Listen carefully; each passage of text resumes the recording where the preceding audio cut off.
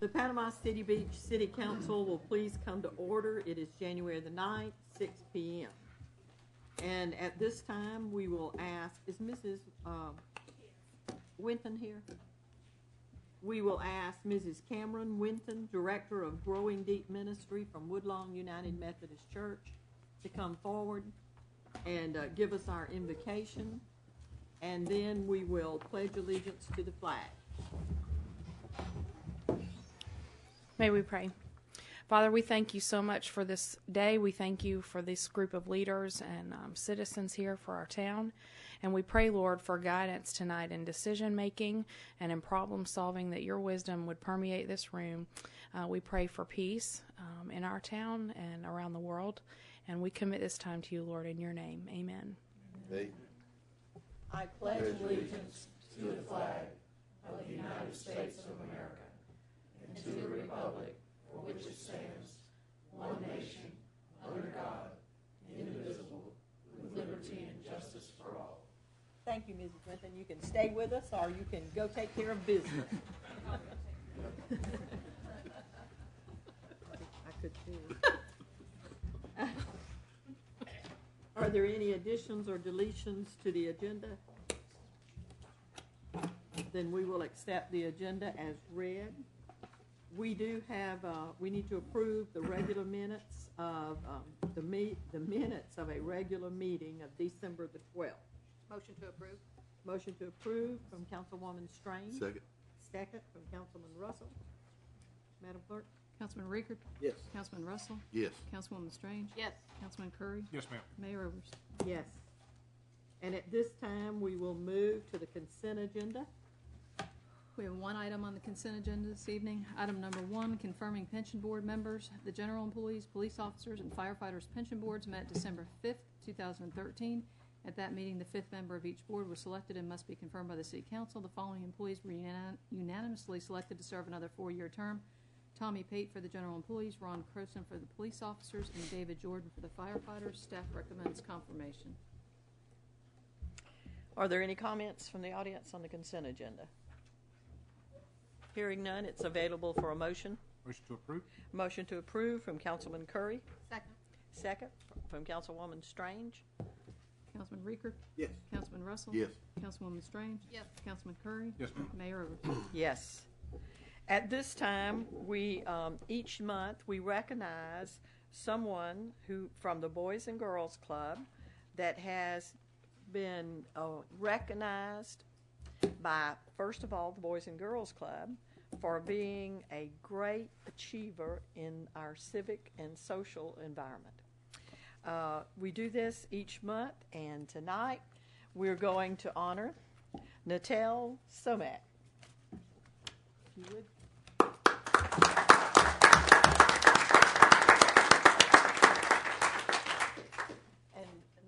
We want to give you this award, and it says, be it known that you have given exceptional service to the Boys and Girls Club of Panama City Beach, and that you have assumed responsibility, you've given unselfish service to our community, and we want to recognize you as a good citizen.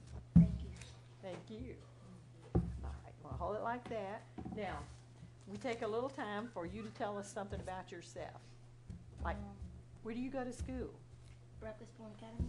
Breakfast Point. And how old are you? 11, turning 12, February 10th. Oh, almost 12.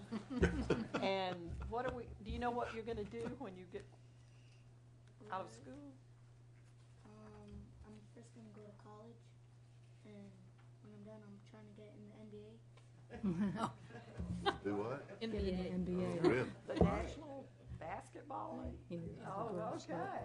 A pro player here. That's good. That's really good. Those are cool glasses. Thank you. So you wait right here now, and the Boys and Girls Club has something that they want to give you. Well, he's on his way to the NBA. He's a basketball player, plays in our Boys and Girls Club basketball league.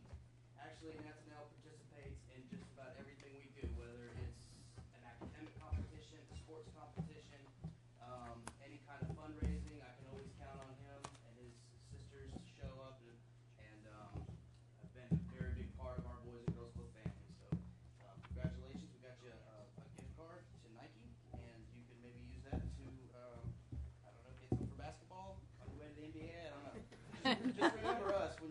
there. All right, here you go, buddy. Congratulations.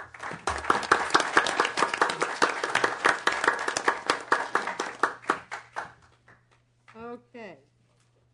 Item number 2 on the agenda is Resolution 1422, the cancellation of Reed's Court's development agreement. Mr. Or Ms. Mrs. Myers and Mr. Leonard. Resolution 1422, be it resolved that the appropriate officers of the city are authorized to execute and deliver on behalf of the city that certain cancellation of development agreement between the city and Reed's Court LLC and Jimmy Williams relating to the termination of those certain development rights established in the development agreement for the Reed's Court property entered by the parties on July 24, 2007, and substantially the form attached and presented to the council today with such changes, insertions, or omissions as may be approved by the city manager. Mr. Leonard, do you need to tell us something? Well, Mayor and Councils, just a review of the presentation at the last meeting when the item was before you about this development agreement was put in place under the old land development code where there was a lot more significant building heights that were allowable, and the development agreement basically was a height limitation tool in place under the old land development code because of the location of Summerwood subdivision and the eventual development of this property and trying to get the taller buildings further away from the back end of the subdivision. With the new land development code, those areas that are closer, closest to Summerwood, it's comparison of the development agreement through the land development code, they're very similar. The development agreement offers maybe a little bit more of protection where you might have a 15-foot building versus a 35-foot building in the back of Summerwood. But then the changes really get significant when you get about 132 feet away from the back end of Summerwood, which isn't all that far of a distance. Where under the development agreement, you could start having some significant height, up to 30-story buildings, and that was better than what the land development code at that time allowed. With the new land development code, the property that we're talking about is limited to a 45-foot height limitation for the entirety of the property. So falling under the new land development code will actually offer better height protection, better compatibility with Summerwood than the development agreement does. And the owner approached the city on his own about canceling the agreement so that he would fall under the new land development code like everybody else. Okay, so the owner of the property has requested to dissolve the agreement, and city staff recommends it. Yes, ma'am.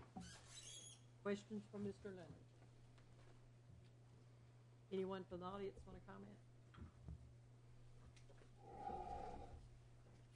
Resolution 1422 is available for a motion. Motion to approve? Did we read the Yes. Yes, Amy Okay. read it. Ms. Myers. motion to approve from Councilwoman Strange? Second. Second from Councilman Riekert. Any other comments? Madam Clerk? Councilman Riekert? Yes. Councilman Russell? Yes. Councilwoman Strange? Yes. Councilman Curry? Yes, ma'am. Mayor Rivers? Yes. Item number 3 on the agenda has an asterisk by it. The asterisk indicates that the City Council will not only be acting as City Council, but as the board for the CRA. And Resolution 1425, design update.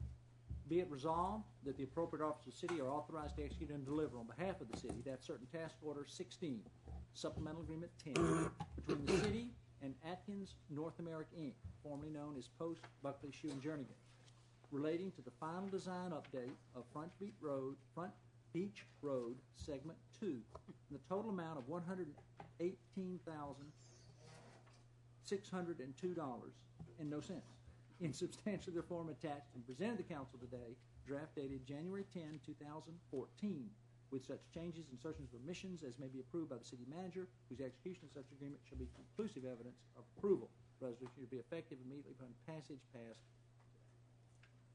And I see John Alagaman is ready. Good evening, Madam Mayor, council member. Do you want to say you want to go first, or you want me? Okay, perfect. I present a brief, prepare a brief presentation for tonight. On August 8, 2013, the council adopted a resolution and authorized the execution of the near-term work program for the CRA in 2014. Our priority number one was the Front Beach Road Segment 2 redevelopment project. The authorization was to resume land acquisition and final design efforts, and also prepare the construction document and have them ready for possible construction in 2015. Since then, staff has been continuing the effort. Today, we have a task. Sorry, I think my presentation went away. Mel, can you help him out? Here we go. Thank you, Mel. The final design for the segment 2 was completed late 2009, January 2010. Was where the plan was signed, and of course, it's been almost 4 or 5 years since the project was designed. There's some update requires, and that's standard for any design, especially along the state roads. We normally need to go back and update the plan and bring them to the latest standard. A brief or highlight of the scope of services for this task include evaluating the right-of-way acquisition and temporary easement. This happened to be actually one of the expensive item anytime we do a project, and time-consuming as well. What we're doing as a part of the update, we're going to go back and revisit all the take that was initially identified and see if we could do away with some of them. We have already identified a couple locations that I feel that as we go through the design update, we'll be able to eliminate. And another thing, we're going to look at the intersection of Churchville Drive and Front Beach Road. Right now in our design, we're proposing a traffic signal out there. To be honest with you, it doesn't meet the requirement at this time with the traffic pattern and flow that we have. We feel that could be wait until later, and as the development happened, that could pay for itself as well. And also look at the Richard Jackson right-of-way take. Right now we're proposing to take at least 8 to 10 feet on each side of the roadway. The existing right-of-way is about 50 feet, and we really need about 66 feet to do what we're proposing.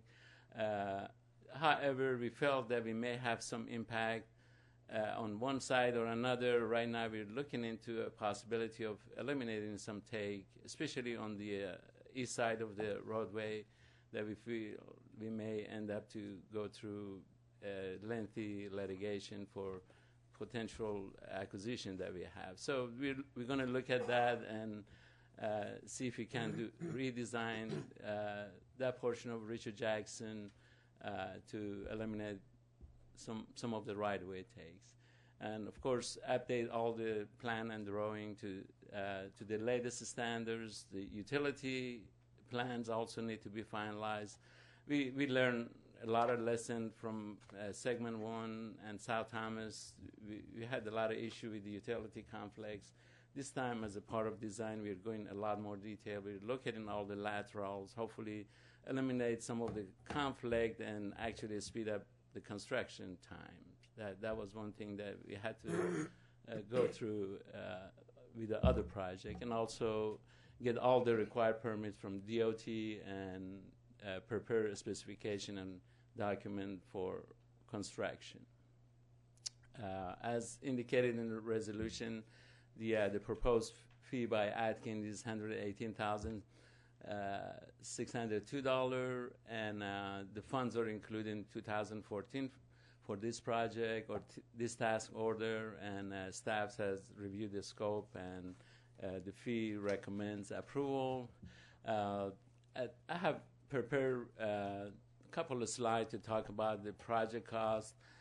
Last time when we talked about the cost of the project was during the budget process, and we were estimating about $17 million overall cost of the project. Since then, we have gone and looked at some of the unit prices. As I mentioned, some of the proposed improvement that we're doing, and we were able to reduce the cost roughly about $2.5 million, which is, I think, is good. That would really make the project more feasible. One of the things that we looked at, really, roadway improvement. Looking at the previous project and unit prices, we felt that our assumption for mobilization and maintenance of traffic was a lot higher than what we are getting these days. So that itself reduced the project by roughly about $800,000 under roadway signalization. As I mentioned, we're going to get rid of the Churchville Drive signal. That could also have about $150,000 saving. And signing and marking, we haven't changed anything based on the cost that we got. Still, it's good. Lighting, we reduced it significantly simply because the prices that we are receiving on the other project is a lot lower than our estimate. And ITS, that was another thing that we felt that we really don't need ITS along this segment of the road, since we already have at South Thomas and Front Beach Road intersection, and we also have it at Beckeridge Road. So really that segment is not needed anymore. So that's an additional $126,000 saving. And as the same thing with Warrens, where there was some contingency built in there that wasn't necessary. We carried the contingency at the end of the line item, as you could see in here. So just looking at the subtotal of the roadway improvement, we're estimating $8.6 million versus $10.5 that we previously estimated. And the Gulf Power fee, we previously estimated $2 million, but now, based again on the previous project that we have done and discussion with Gulf Power, we feel fairly comfortable that $1.6 million will be sufficient for this project. The right-of-way acquisition, we did our initial evaluation of the one of the, I guess, major take that we have, Burger King side. And right now, based on our appraisal, we feel about somewhere between $500,000 to $600,000 is less than previous estimate. So that's another saving that we could realize. However, I didn't reduce the right-of-way budget because who knows, we may get into litigation and so on. So we just kept it as it is. And contingency and CEIs is a relative number. We normally get 10 to 12% of the construction cost. In this case, I reduced it to $1 million. So our projected budget or cost of the project is about $14.2 million. Going back to the our previous, I guess, cost and fund analysis, our estimated project cost right now with the 14.2, we have $3.4 million in the budget, this year budget, and we expect to have about $5.7 million that could be allocated to the segment 2 as well in 2015. With that, those numbers, our deficit for the budget will be $5.2 roughly million. Of course, this is again an estimate before we do the update. Hopefully, when we go through the update, we may realize additional saving. So we have another chance. Hopefully, sometimes I would say in June, maybe even sooner than that, when we prepare our budget, we'll be able to provide another estimate and give us another chance to look at the overall cost of the project, and if feasible at the time, we could move on for advertisement and hopefully have the project ready by October of this year, which will be in fiscal year 2015. I'd be happy to answer any question that you may have. Just so that everyone will know what you're talking about, this is from where to where? This is from what we call Circle K or South Thomas Drive intersection to Richard Jackson. I know that, Edgewater. but I just not Sure, everyone. sure, I understand. It's about 1.1 mile overall improvement. It's a good Yes, piece of property. it I mean, is. It distance. is. Yes, and so far, just to let you know, we've been talking to the property owner along the property.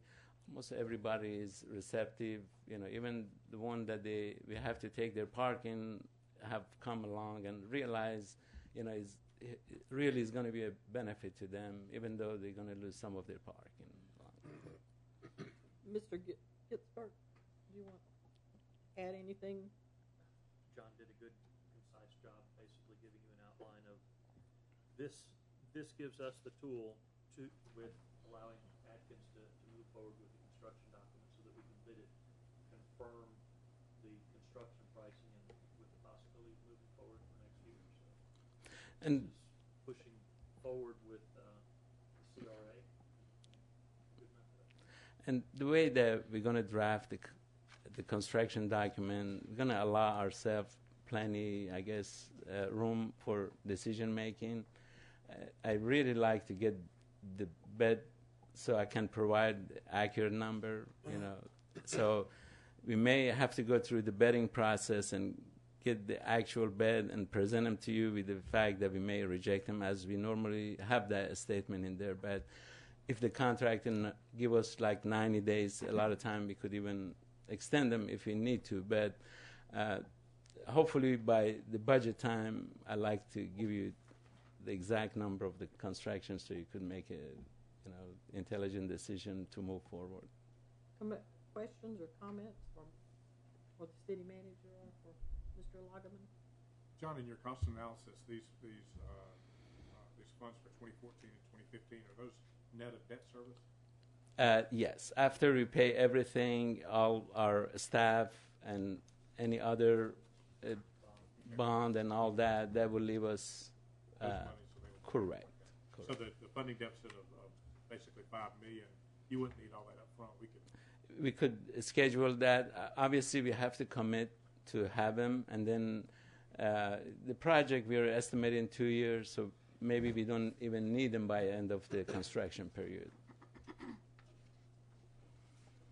Any other questions or comments? Thank you. Thank you. Resolution 1425 is available for a motion. Motion to approve. Motion to approve from Councilwoman Strange. Second from Councilman Curry. Any other comments? Madam Clerk? Councilman Rickard? Yes. Councilman Russell? Yes. Councilwoman Strange? Yes. Councilman Curry? Yes, ma'am. Mayor Overs? Yes. Item number 4, we're opening a public hearing. This is Ordinance 1293, Capital Improvement Update, second reading and adoption. It's an ordinance amending Ordinance 1143, known as the 2009 amended and restated City of Panama City Beach Comprehensive Growth Development Plan, amending the capital improvement element to update the schedule of capital improvements, repealing all ordinances in conflict herewith, and providing that this ordinance shall take effect as provided by law. This is a public hearing. Anyone interested in the comment, question with Mr. Sale or Mr. Leonard? Mr. Leonard, you need to come and... No, ma'am. How nice. Thank you. Anyone have questions or comments? Anyone from the audience? Ordinance 1293 is available for a motion. Motion to approve. Motion to approve from Councilwoman Strange. Second. Second from Councilman Russell. Any other comments? Madam Clerk? Councilman Rickard? Yes. Councilman Russell? Yes. Councilwoman Strange? Yes. Councilman Curry? Yes, ma'am. Mayor Overs? Yes. We will close the public hearing and move to item number 5 on the agenda, Ordinance 1294, amending the nuisance abatement. This is the second reading, a public hearing, and adoption. Mayor, I'll anticipate my comment. I would recommend the council consider a third reading of this ordinance following the discussion we had today. But you could proceed to adopt if you wanted to. My recommendation would be one more reading. Does anyone have any objections to striking adoption from the agenda at this point? No? So this will be second reading and discussion. This is an ordinance of the City of Panama City Beach, Florida, amending and readopting the substandard structure and junk abatement code of the city, renaming that law the Nuisance Abatement Code, adding definitions of a public nuisance, providing that where the cost of repairs to an unfit or unsafe dwelling or structure exceed 50% of its assessed value, the city may only order abatement by demolition and removal, confirming that the owner of an unfit or unsafe dwelling or structure found to be a nuisance shall nonetheless have the option to immediately repair, restore, or replace it, and providing procedures therefor. Clarifying that natural persons controlling an artificial person that maintains a nuisance shall be criminally liable upon proof of scienter. Providing additional authorization to demolish and remove structures constituting a public nuisance by reason of abandonment, neglect, inadequate maintenance, or obsolescence, and providing that any of these conditions may be shown by history of unsecured, dangerous conditions, a history of failure to keep the property secure or safe, a history of attractive nuisance to children, or, notwithstanding the reasonable efforts of law or code enforcement personnel, the property remain in a condition eminently dangerous to the public health, safety, and welfare. Clarifying that ordered or optional repairs, etc., must comply with applicable building and life safety codes, and requiring compliance with the city's land development code. Amending the fees of independent experts needed to prove and abate and collect the abatement cost of a nuisance to the cost which may be charged against the property upon which the nuisance was located.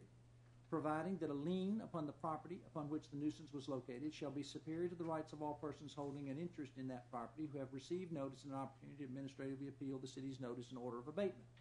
Shortening the period of forbearance of foreclosure from 2 years to 3 months.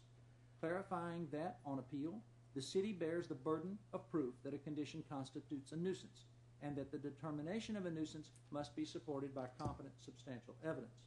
Redefining the cost of abatement, providing that the city may collect the cost of abatement through the levy of a non-ad valorem assessment upon the property upon which the nuisance was located, providing that the city may utilize the uniform method authorized by Florida statutes to collect that levy, repealing all ordinances in conflict to the extent of such conflict, providing for codification, and providing an immediately effective date. Mayor and Council, if I might summarize the ordinance there are 3 major components of change. First, there are a number of procedural and administrative changes and additions to update this ordinance. Your existing code is quite old. Be happy to go through those if you like. Most of them were covered the last time. We've added even more this time. There are a few things I'd like to point out. That's the first category of changes. The second is an authorization to collect the cost of abating a nuisance by an assessment upon the property as opposed to just a lien, and recognizing that assessment could be placed upon the tax bill. And third, which is possibly the most significant substantive change in the ordinance, is to lower the 50% threshold, as it's sometimes called, by which the city has limited itself to only being able to order a demolition of a building. Probably spend the most time on that third issue tonight, but if I might, I'd like to turn to the ordinance and just touch on the first 2 categories briefly on a thumb through, if that's all right.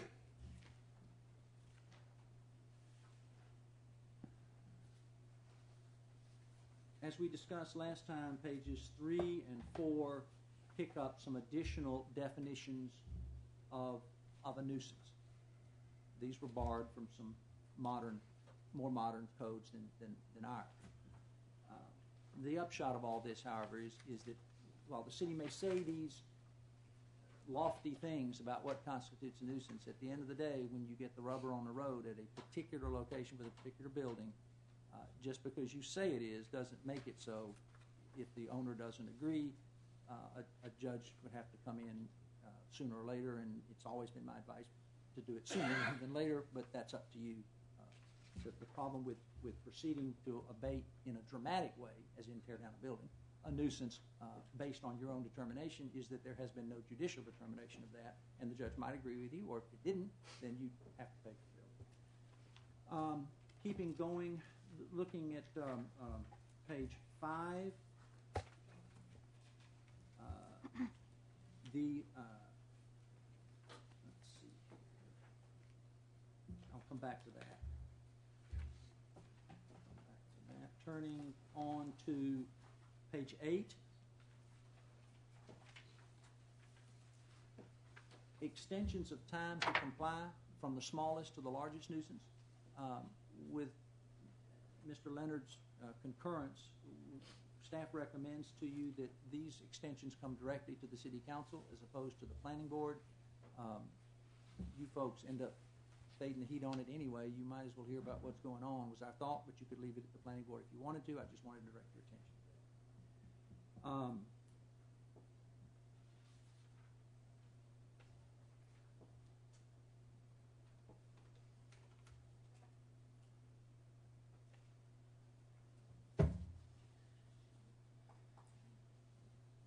Okay, that's most of the touches on the highlights of the procedural changes. There are lots of other little changes, but they just make the process move smoother. Any questions on the smaller procedural changes at this point? Right. The second area that I mentioned, or category of changes, is the authorization of collection by special assessment. I direct your attention to back towards the end, about page 8 or 9, page 9 and 10. At the bottom of page 9, the assessment of the cost of abatement lien. What all of those different colors are is the clarifying the language on what's included in the lien, the physical cost of abating the nuisance, but then adding that the fees and cost of expert that you might call to have an independent view of whether the building constitutes a nuisance, separate and apart from what you may decide, and the benefit of that is it's also separate from any political pressures that you may feel on a particular case. You'd add the fees of hiring these folks to the cost of the abatement. On page 10, this is the introduction of an additional and alternative method to collect the cost, and that is by levying a special assessment. And by collecting that assessment through the uniform method specified in Florida statutes that allows you to put this assessment on the tax bill, just like that.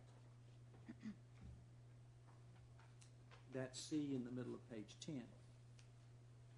Page 11 is, just in case it wasn't clear enough the first time, this is new language we've added since the last reading, simply to make it very, very clear that the provisions of this ordinance are in addition to all of the rights and remedies the city has under common law, under state statutes to deal with nuisances. Also, that this is in addition to all of the rights and remedies the city has to collect the cost of abating a nuisance, and this using special assessments and putting them on the tax bill is considered by the city an alternative method. The purpose of this is for the city's legislative intent to be crystal clear that this is something you want as an alternative to use when you need to use it. Before you go any further, let me ask you on section 15-29 on page 11, final appeal to circuit court. Yes. It says that if they've exhausted all their efforts before the planning board, is that going to still be the planning board or the city council? Right, that refers to the determination of a nuisance.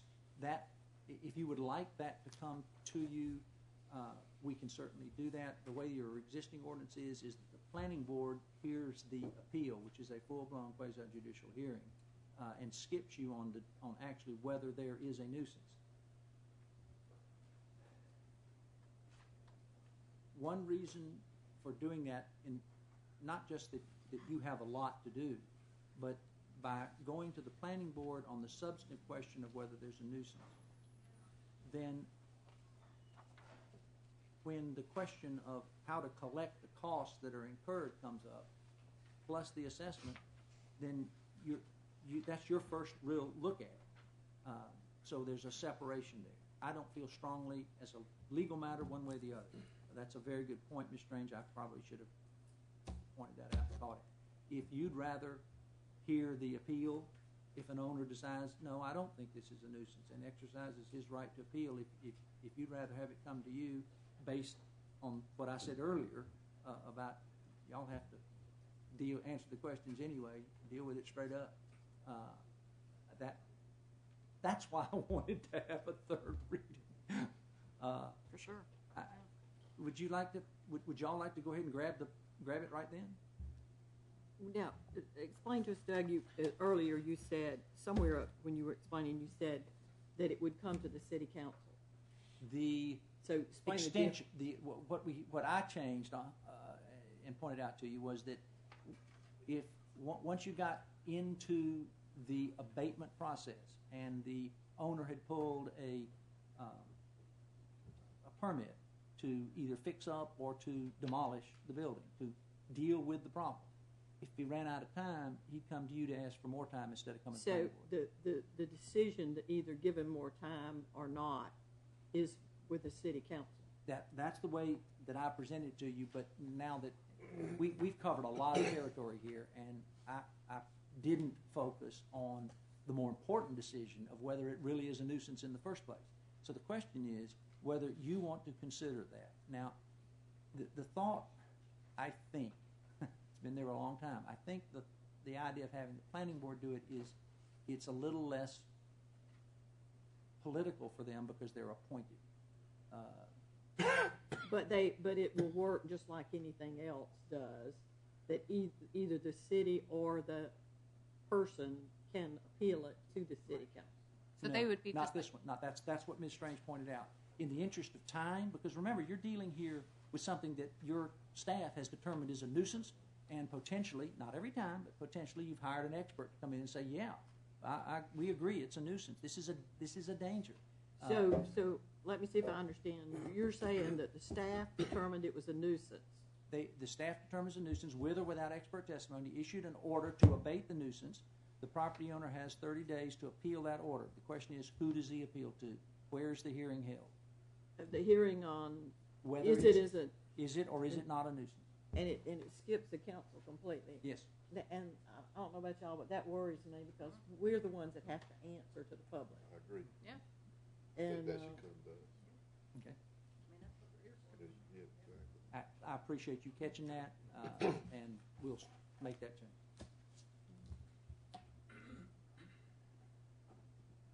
that's what we get paid all this big bucks for. Okay.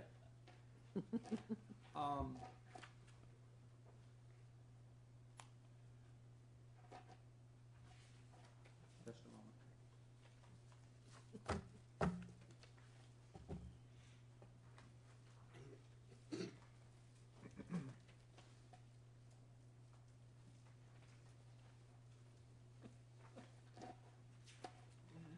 Any other questions on the process?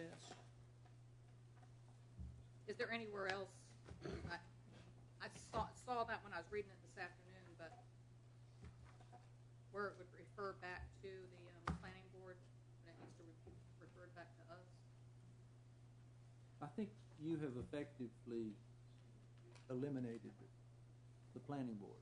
Well, I didn't mean to do that. Well, no, I think Sorry. I understand that was my Yeah. That's what you intended to begin with. well. I did on the extension. I didn't focus.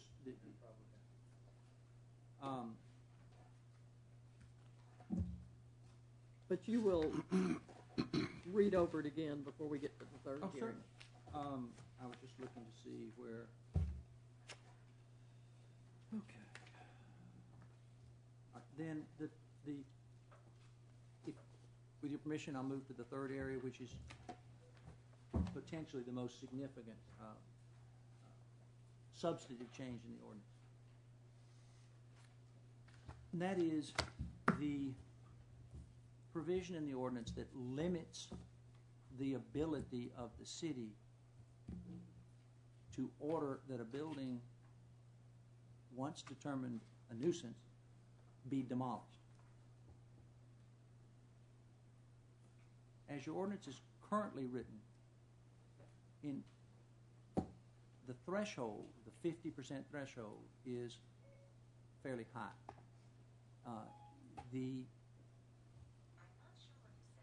The order to demolish, the city has limited itself to issuing an order to demolish only when the cost of repair exceeds 50% of the value of the building after its repair.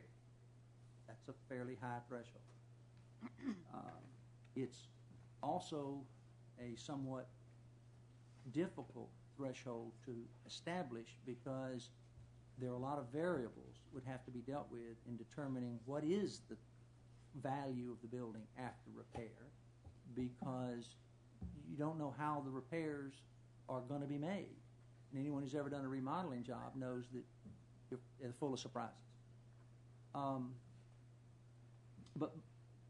And we have asked Mr. Randy Chandler, who is an appraiser and I believe is an expert in these matters, to speak with you tonight. But before we get to that, I want to tee up the issue that we're asking you to consider. The most important thing to bear in mind when you consider this 50% rule is that the fact that the structure is a nuisance has already been determined, irrespective of the 50% rule. It's a nuisance because through inspections, your staff, with, in a significant case, if the city manager chooses, the support of independent experts has determined that some of these things listed on pages 3 and 4 exist, and that the public interest requires that something be done. Okay?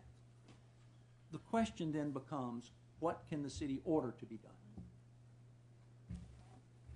If it's a very valuable building and a very small problem, it would be unreasonable for the city to order the building to be demolished. On the other hand, if it's a very poor, worn-out building and very expensive to fix, it would be unreasonable for the city to order it to be fixed. This ordinance before you recommends that the threshold be lowered.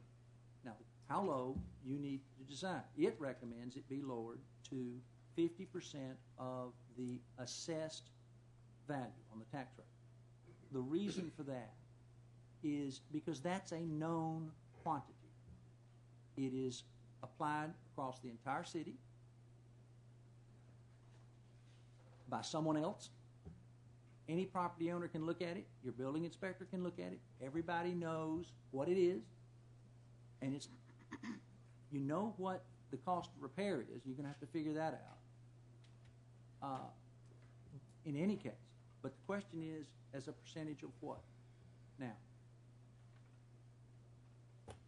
it is my recommendation that you set a low standard on when the city can only order demolition,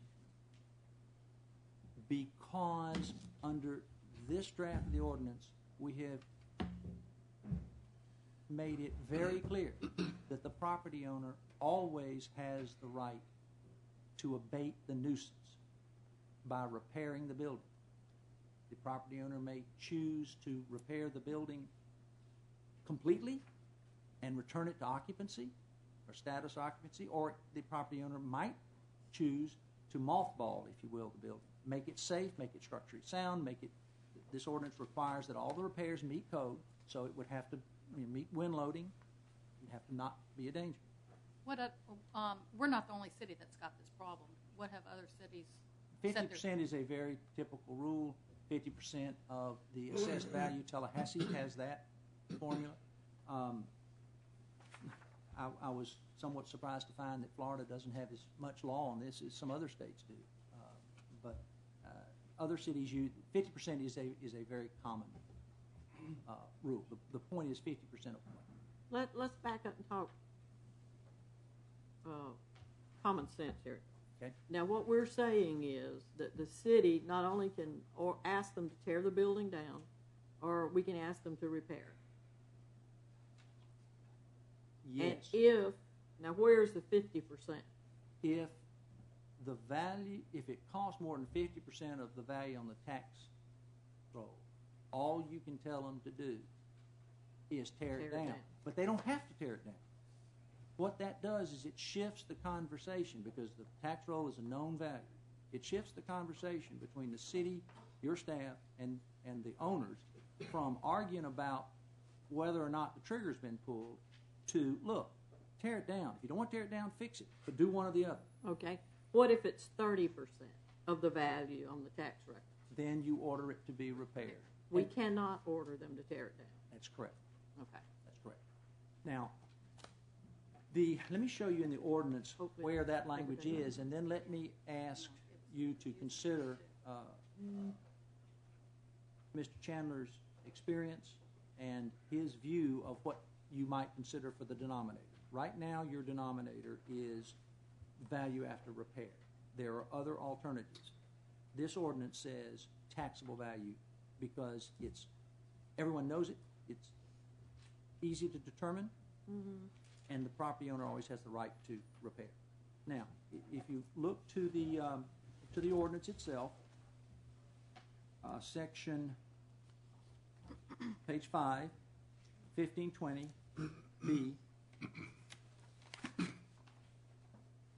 the notice and order may require the repair, restoration, or replacement of an unfit or unsafe dwelling or structure. Okay? The next sentence. If the cost of repair in compliance with the building and life codes would exceed 50% of the value as determined by reference to the most recent tax roll, then the order can only order vacation or demolition or removal of the building. That's all that the city can order. That's not all that can be done, but that's all the city can order.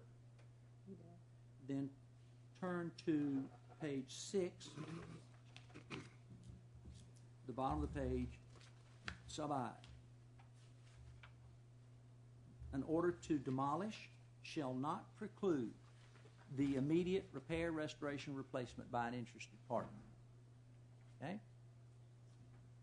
If you get down just a little bit further, it says, in order to make the election available in this subsection and avoid the demolition and removal, within 30 days after service of the notice and order, the applicant must submit a competent application for all or a material portion of the work needed to abate the nuisance, and in good faith go to work.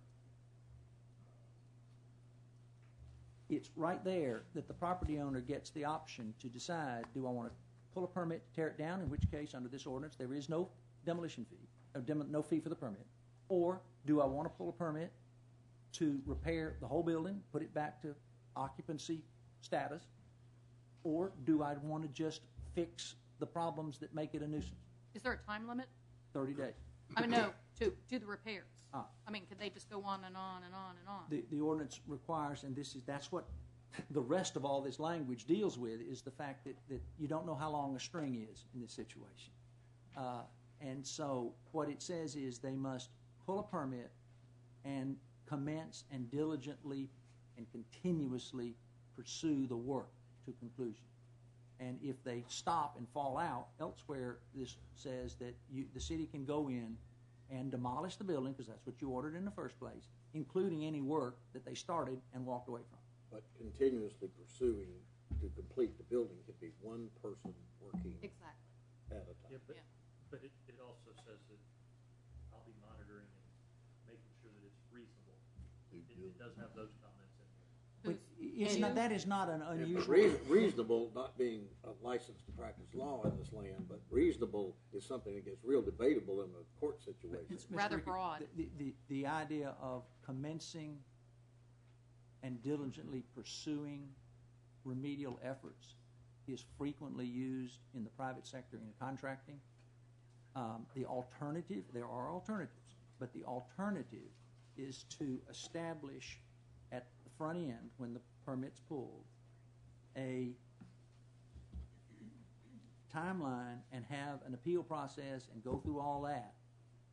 This says that the city manager has an opportunity to object to the, I'm sorry, I back up.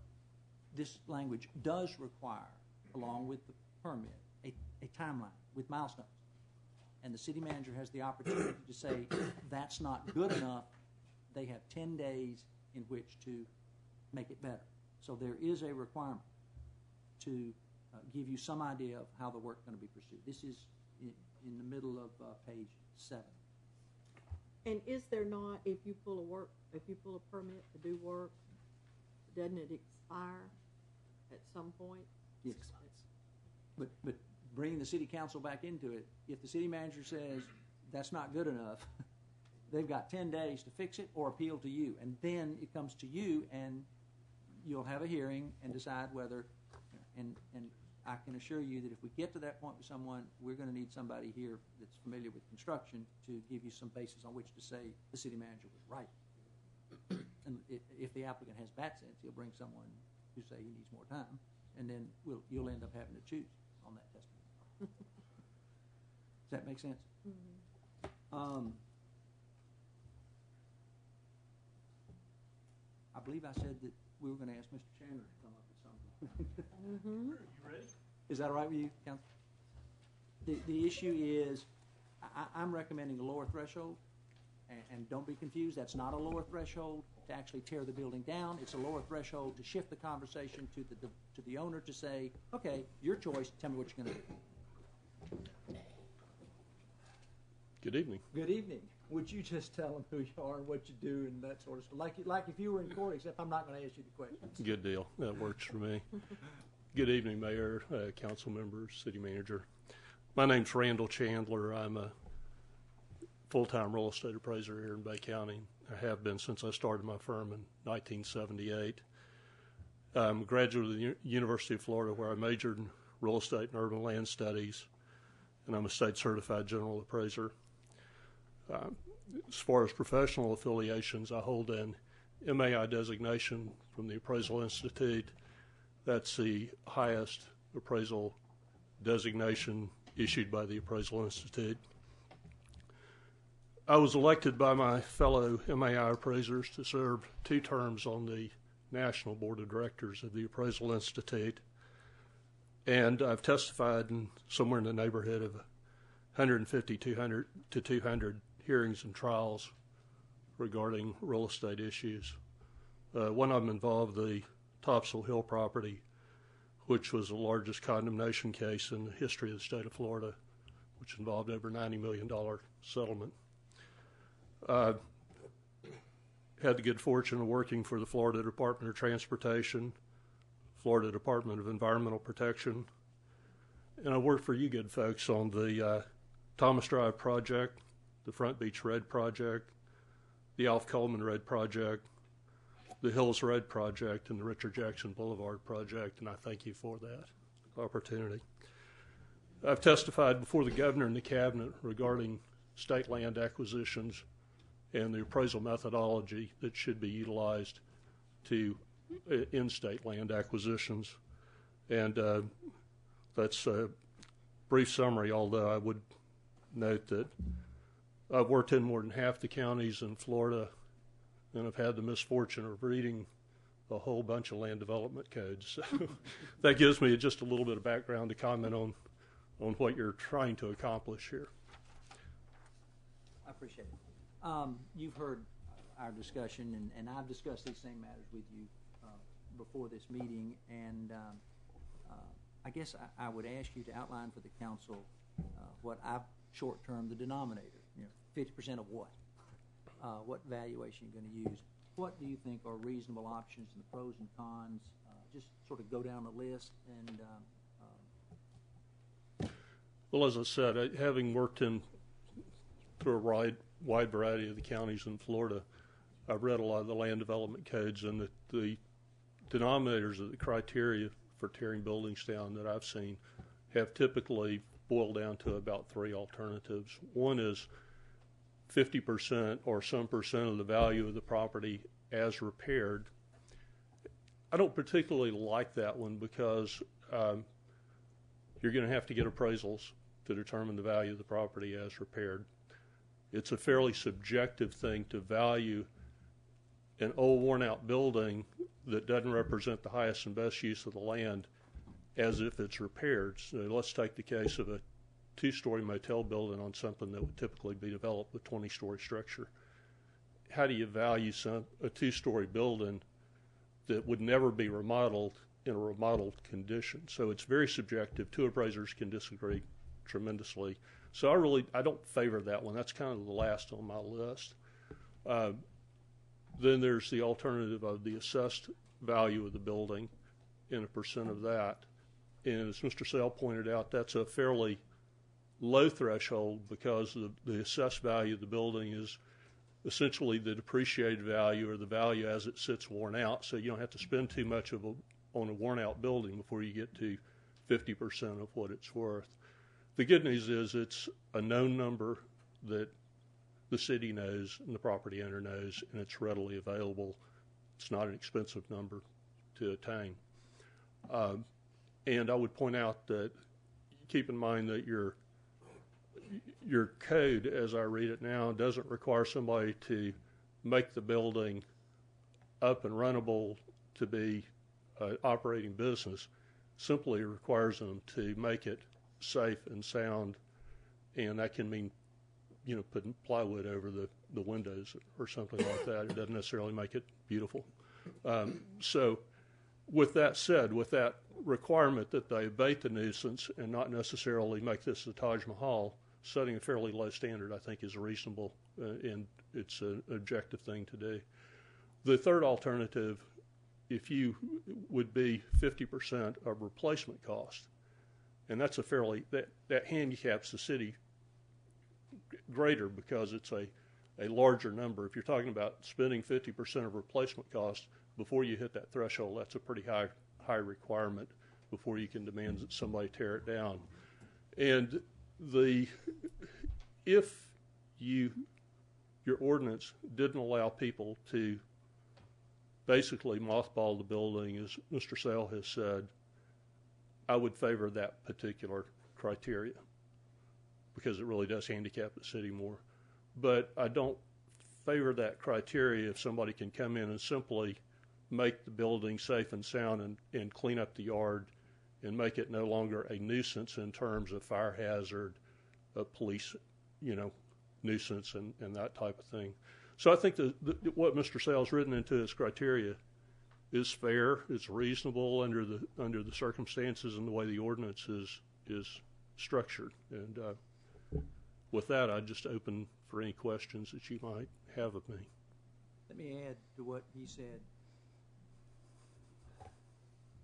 Your ordinances have always provided a right to repair. The initial draft, when I began working with Mr. Chandler, provided a right to repair. Based on his view of what he just explained to you, that his preference was replacement value because that was a higher standard for the city to order demolition, and he was more comfortable with it because it's easier to get that number. Replacement value is a brand new building, so you can go get a contract, tell you know how big it is, you know the general type of construction. So you can get that number easier than value after repair. So that's where he was. And then we had a long conversation, and he, through his eyes, I was able to see that you need to emphasize in this ordinance, and we have in this draft, the right to come in and repair the building. So all this language about it's your option, owner, apply for a building permit and tell us what you're going to do and how quickly you're going to do it, we just discussed, is in response to his point that if you're going to have a low threshold, you can't tell them that they've got to fix it completely up. And I think this works from lots of different perspectives because it it shifts, as I said earlier, the conversation from arguing between the city and the property owner about whether it's 50% of this or 50% of that. It gets right down to the meat of the coconut. This is a problem. You got to do something about it. We're in a fail-safe mode. Our default mode is tear it down. You don't want to tear it down. Tell us how you're going to fix it. And then the focus shifts over to the private sector. The ball's in their court to figure out how they're going to fix it and apply for that building permit, as opposed to your inspectors, the government, coming in trying to tell them exactly what to do. And I want to thank him for helping me see that more clearly. I mean, I read all the cases and they were moving in that direction, but believe it or not, there's not a case out there that says it quite like that. No, please stay. Okay. Questions?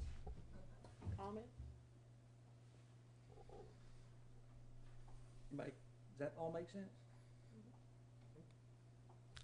Concerned about the shortening the period of forbearance from foreclosure from 2 years to 3 months. That's cutting it by 7/8. Well, I'd like to. And why? I guess my question is why? Why in the past has it been 2 years? Because why did someone until last year, we believed, everyone believed, that cities had the home rule power to make their nuisance abatement lien prime a mortgage on the property. So it really, getting to foreclosure really wasn't all that important. The bank knew, everyone knew, that the city was going to have to get paid, and so you gave them time to work it out, because you typically you're not going to spend the money to do the foreclosure anyway. You're in top place, just under taxes, so you just wait. Well, when the court ruled that the city doesn't have that home rule power because the priority scheme established in the state recording statutes preempts the field, keeps you from acting, then my thought was to shorten the period so that you may have a subordinate lien, but if you want to go ahead and foreclose it, you can at least do that and get everybody's attention. Now, I think that works very well financially, but from a practical standpoint of the property owner who hit hard times and is trying to save his property, her property, you just cut the time allowed for this person to do the right thing who might be under duress by 7/8. I don't feel strong. If you use this assessment program, you're going to put it on their tax bill anyway. And I'm not sure I know what that means.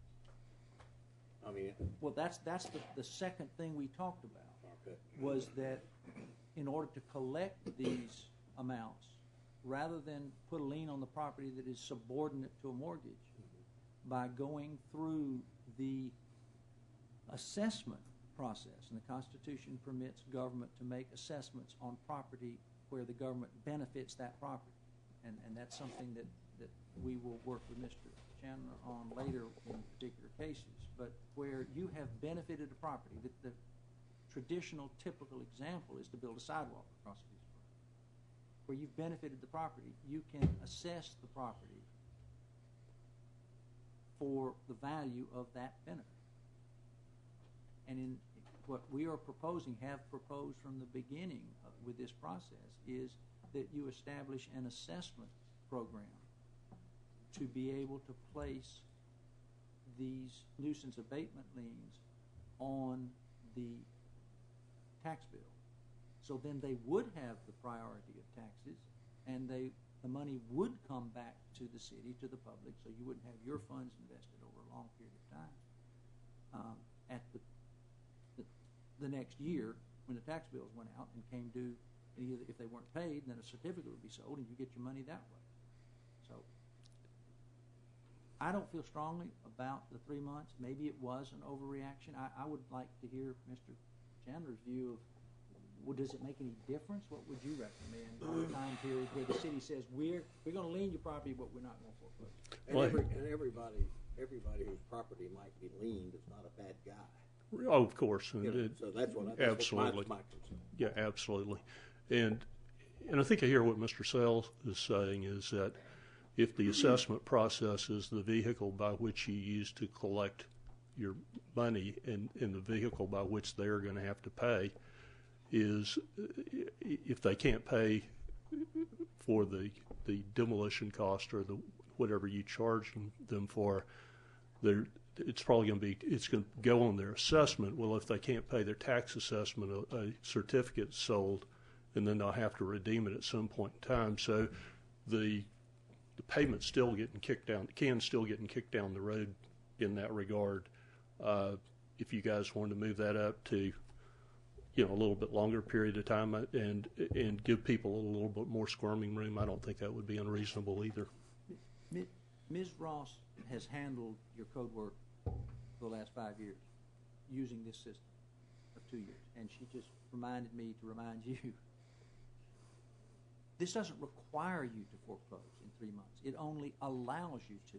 And I think probably what my gut reaction in shortening the period was, we're in a new phase with this subordinate priority. And if we get in some situation where there is a foreclosure, somebody else, assume the bank forecloses. Well, let me ask you a question. Then I want to be able to file a cross Counselor, foreclosure. may I ask you a question? If person A is given 2 years and person B is only given 3 months, how does the city explain why this person was given 2 years and this one only? I think that would be difficult if the circumstances were exactly the same. But won't that be in the eye of the beholder, which would be somebody's court? I'm talking way out of my league here. I'm just. Let me give you an example. I'm just saying, who's going to judge whether they? It may be a distinction without a difference. The city has never actually foreclosed on any demolition lien or code enforcement liens. Okay. And I would also like to add that the 3-month forbearance process it makes it consistent with our forbearance, our foreclosure, our ability to foreclose on a code enforcement lien as well. I think what I was instinctively imagining. Imagine this case. You've got a very valuable piece of property with a relatively small bank lien. Why should you wait 2 years to get everybody's attention? You got $1 million piece of property. It's got a $300,000 first mortgage on it, and you got a $2,000 lien. But what we've seen in the last 7 years has been exactly the opposite. I understand, but I mean, in the real marketplace in the last 7 years, right here where we live, making 8 years almost, it's been totally opposite. I've got $300,000 and the property is now worth $100,000. Mr. Rickard, this does not require you to file the foreclosure. It only takes your handcuffs off for that last 24 minus 3, 21 months. So you obviously think the 3 months is reasonable? No, I do think it's reasonable. It's what you're using on code enforcement. I think it's 90 days. After 90 days, you don't have to file the suit. But if the circumstances... code enforcement versus a foreclosure is usually a much smaller number, too. I mean, you're talking hundreds and not hundreds of thousands. It's up well, in the case of demolition, you wouldn't be able to do it until after you had demolished. After the demolition had been done. So that's going to push it out past that probably another 3 to 6 months anyway. So. And wouldn't these have been eyesores for a while? I mean, we're not talking like. Well, that depends on how efficient we are as a city. If we let them be eyesores for a while, then yes. Do understand that that this ordinance and this whole nuisance abatement process deals with safety hazards, not can't tear down ugly buildings, just dangerous ones. Right. Okay. Right. Good point. Thank you. Yeah, those that have burned down, have asbestos.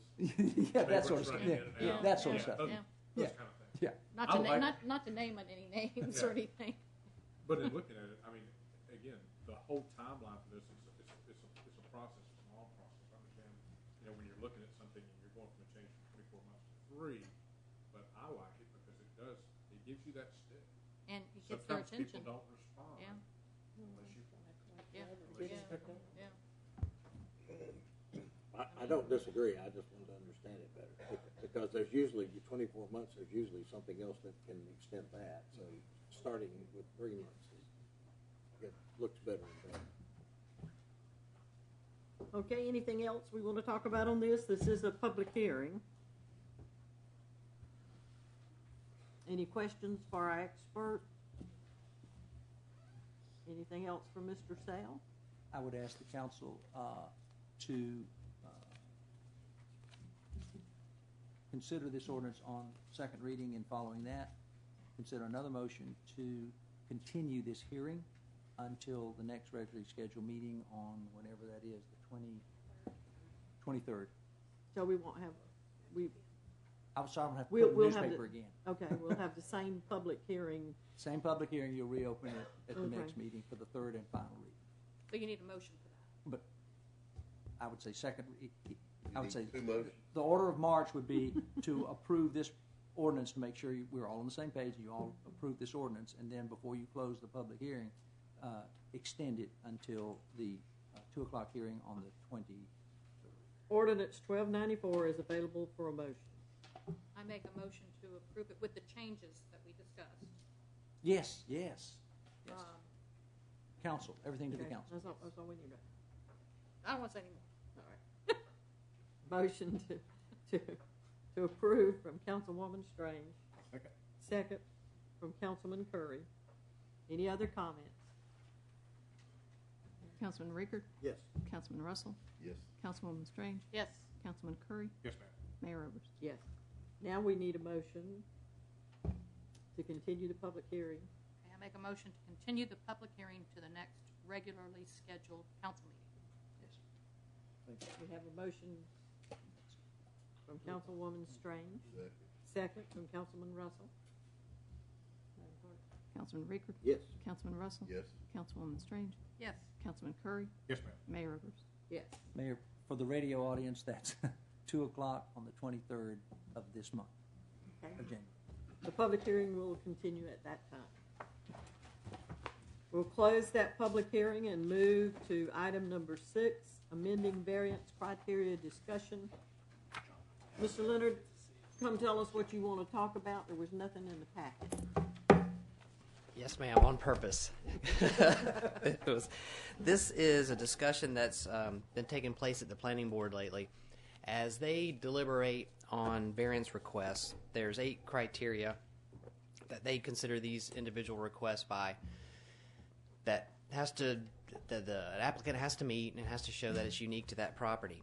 There are instances that come up more regularly than not that deal with setbacks where the property owner is asking for a minor setback.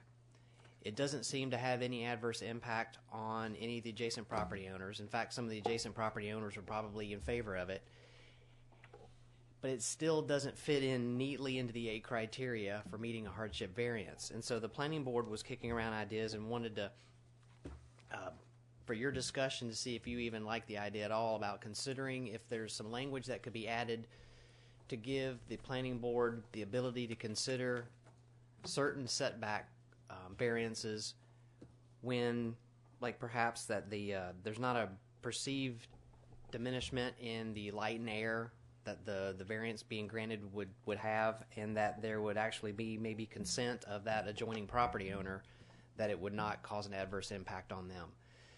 That if that's worth discussing, looking at, and maybe us with the legal staff working out if something like that's possible. But didn't want to do anything until we had this conversation to see if you thought it was even worth looking at. Well, how do we determine a variance? Right now, it's just a hardship. It has to be a hardship, which means the property has to be different from the other property. But inherent in every time I've described what hardship is, I've always said if you run into a number of hardships, then you got to question whether you need to change the basic ordinance. And what in discussing this afternoon with Mr. Leonard, what I understood him to say is, for example, you've got a house that, but for a 1 foot lack of 1 foot in the front yard, you put a little porch on the house, okay? And all the neighbors say it's not a problem, and it doesn't diminish anything, doesn't hurt anybody's light and air. All the neighbors agree, but you still can't do it without a variance. And the planning board wants to give it, but they can't because there's nothing unique about this house. If this house could have a porch with only, encroaching 1 foot, then so could this one and this one and this one and this one.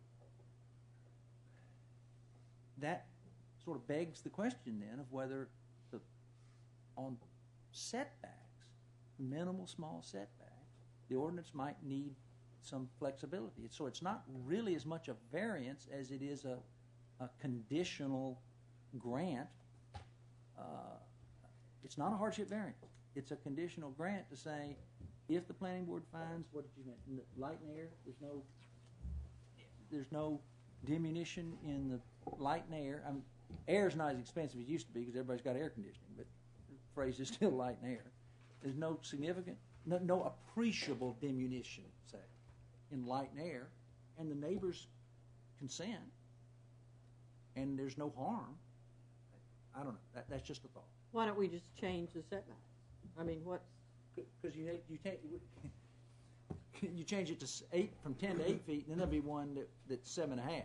I mean, You know, that's what you're going to have anyway. You're going to have... I mean, I don't know why you have a rule if you don't... You can arbitrarily decide your neighbors don't care, so you can do it. I don't think you can do that. I don't think you can have that. There would have to be an independent finding by the city, and I'm not sure light and air is the only criteria, but you'd have to have some criteria to be met. And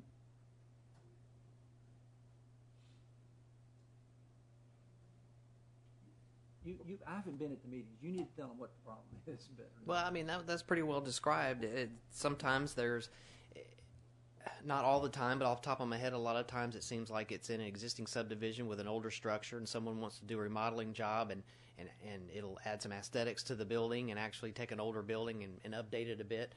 But because it was built 30 years ago, they don't have enough in the rear yard or the side a little bit or the front, and it's not the entire stretch of the house. It's just a portion of it for an additions going on that the neighborhood seems to be okay with or in favor of, but it doesn't fit into the neatly into the 8 criteria for granting a threshold. It's just like any other. And so, in the planning board and other communities throughout the entire country, when they come upon those things, instead of dealing with it head on about what it is they kind of twist what that uniqueness or that hardship might be to get there into granting that thing. And we have beat up so hard on what's a hardship that some of them apparently are having some pangs of conscience that I can't twist this to make it a hardship, but I want to let them have this. But how many requests do you get that this would fall into? Is it like 20 a month or? Oh no, usually on the agenda we may have 2 or 3 variances, and so it may be, I don't know, 10 a year. Mr. Benjamin may have a good guess, or Miss Pease may have a good guess too. But it's but if you enacted this, you would have a lot more. Yes, he would. I'm speculating. I don't know, but I guess it's possible. It's like someone in my neighborhood just got a variance to put a porch on, who just happens to be on the planning board, and I don't think anybody objected to them doing that. It made the house look better. But my point is, the person next door may be going to get a new roof next week too, so we're going to allow them to have a porch because the one next to them just did, and then the third house down is going to do the same thing. So to me, it's just like having, if we're not going to enforce the ordinances and have reasoning about it, we need to change the ordinance. So if the 25-foot setback is not right, or 20 in that subdivision, but yeah, or maybe we ought to have a 20 to an 18-foot setback instead of. Mayor, what you just described, I have described as the septic tank phenomenon. I know it's a different regulatory scheme, but somebody said it won't hurt anything for me to put in a septic tank. It won't hurt the environment a bit. Well, the reason it won't hurt is because everybody else had to have sewer. So the reason it won't hurt to have this one little encroachment is because nobody else has an encroachment. Everybody else is. So that's the other side of the coin. But Mel is correct that every city, everywhere, fudges on hardship variances when it really doesn't matter. And your planning board is saying, is there some way we can you can give us license to do that within the four corners of the document. And the question, I guess, to you tonight is, do you want us to even try to do that or just hold on? And did we have a criteria? I mean, like, Well, off the top of my head, when he and I talked before the meeting, we came up with two things: consent and light and air. That's it for right now. I don't know. Maybe take it back to the planning board and ask them for a criteria. But are the 8 criteria we have not sufficient? No, they are all hardship. They are. Well, it's not a result of their something they did. The need for the variance is due to the physical shape, configuration, topographical condition of the lot in such manner as to distinguish it from other adjacent or nearby. Okay? It's something unique about it. And if there's so they stretch to find something unique about this one. Maybe that's a natural balance in the universe, and you ought to just try to find something unique about this place to give them the 1 foot. Maybe that's just a natural way that in the real world it needs to work. or maybe we need to say that the setbacks are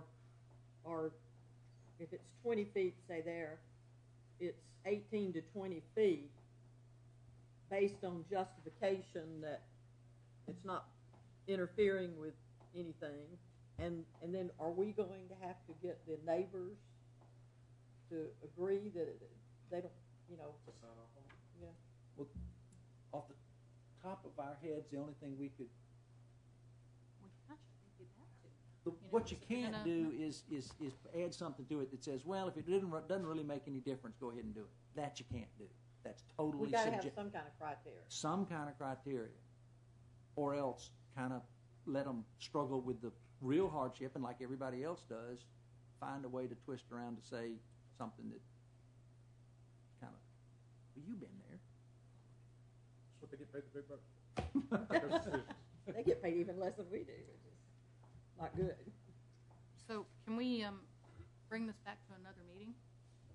Do you even want to look? I'm inheriting this. Would you please stand up?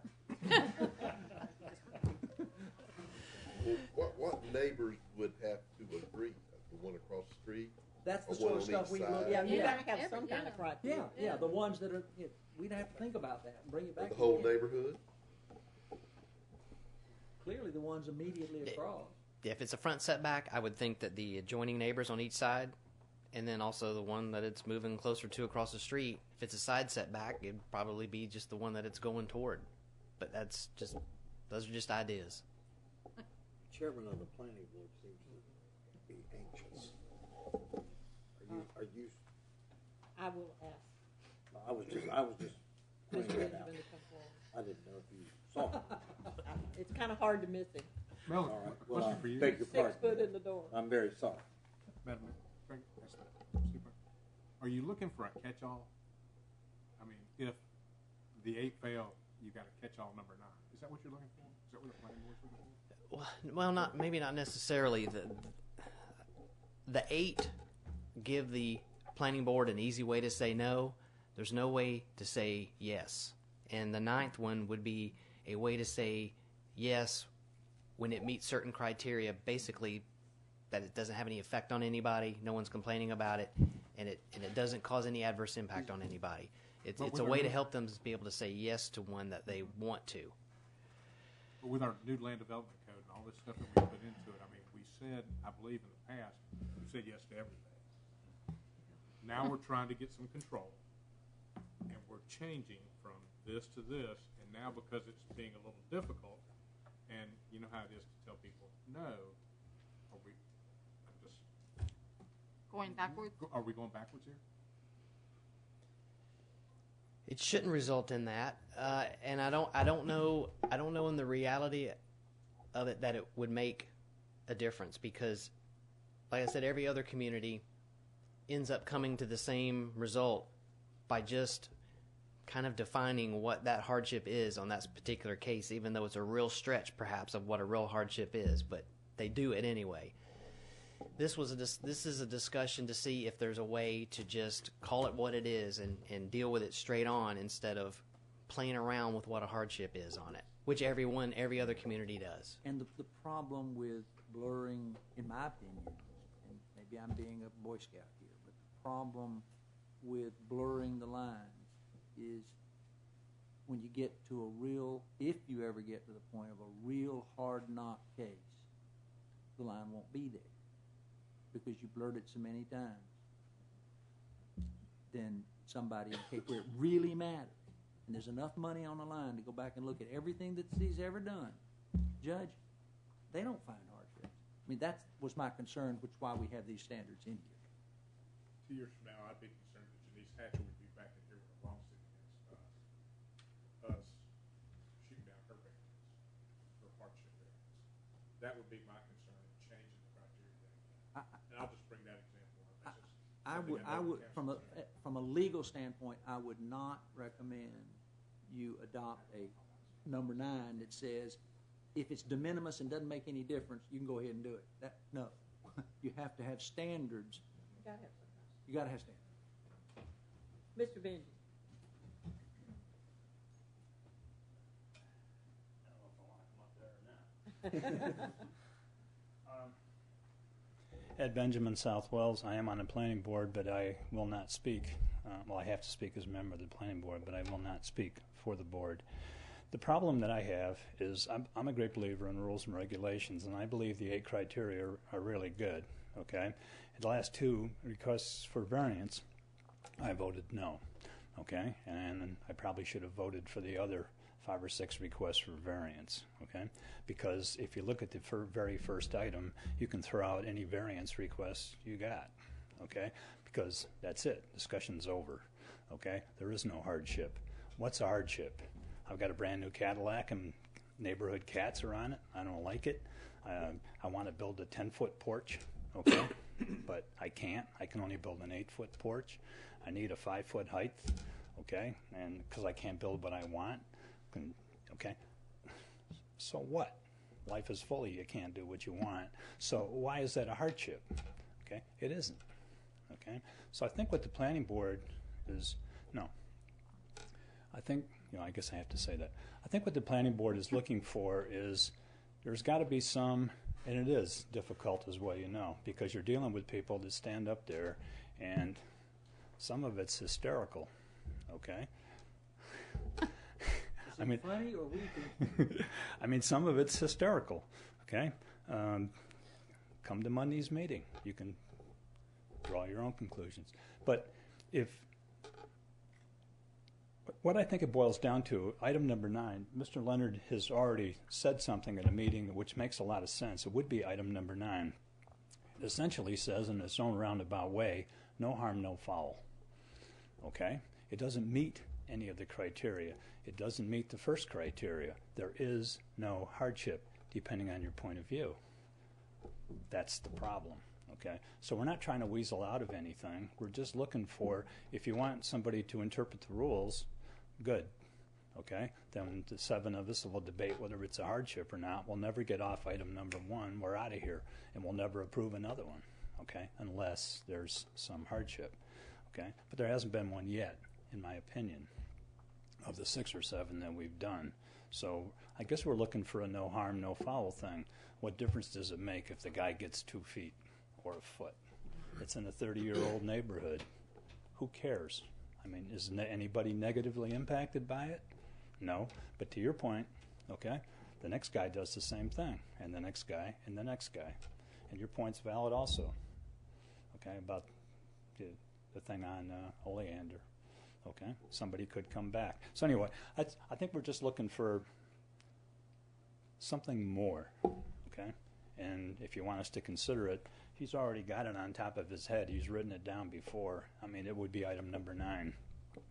Basically, it would say no harm, no foul, okay? It doesn't meet the criteria, okay? We're sorry, but who's impacted by it in a negative way? Does it improve the neighborhood by a guy putting a porch up there, or doesn't it? Okay, I don't know. Thank you for your time. I have, with all due respect to Mr. Benjamin, who is sincere and articulate and has adequately described what I suspect the planning board's really looking for based on what I saw with Mel. You just can't do no harm, no foul, because if that's the case, if it's not harmful, then you can't support the setback in the first place. Okay, that's the problem. So if you don't need a setback, then repeal it. If you have a setback, then enforce it. Unless you have specific criteria where if these standards are met, there is no setback or the setback is reduced. Okay? We can try to work on that and see about doing it if you want us to.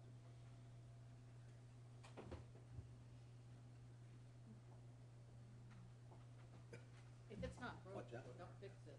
You know, I think. John, I didn't mean to be rude to you, but I'm in charge of the meeting.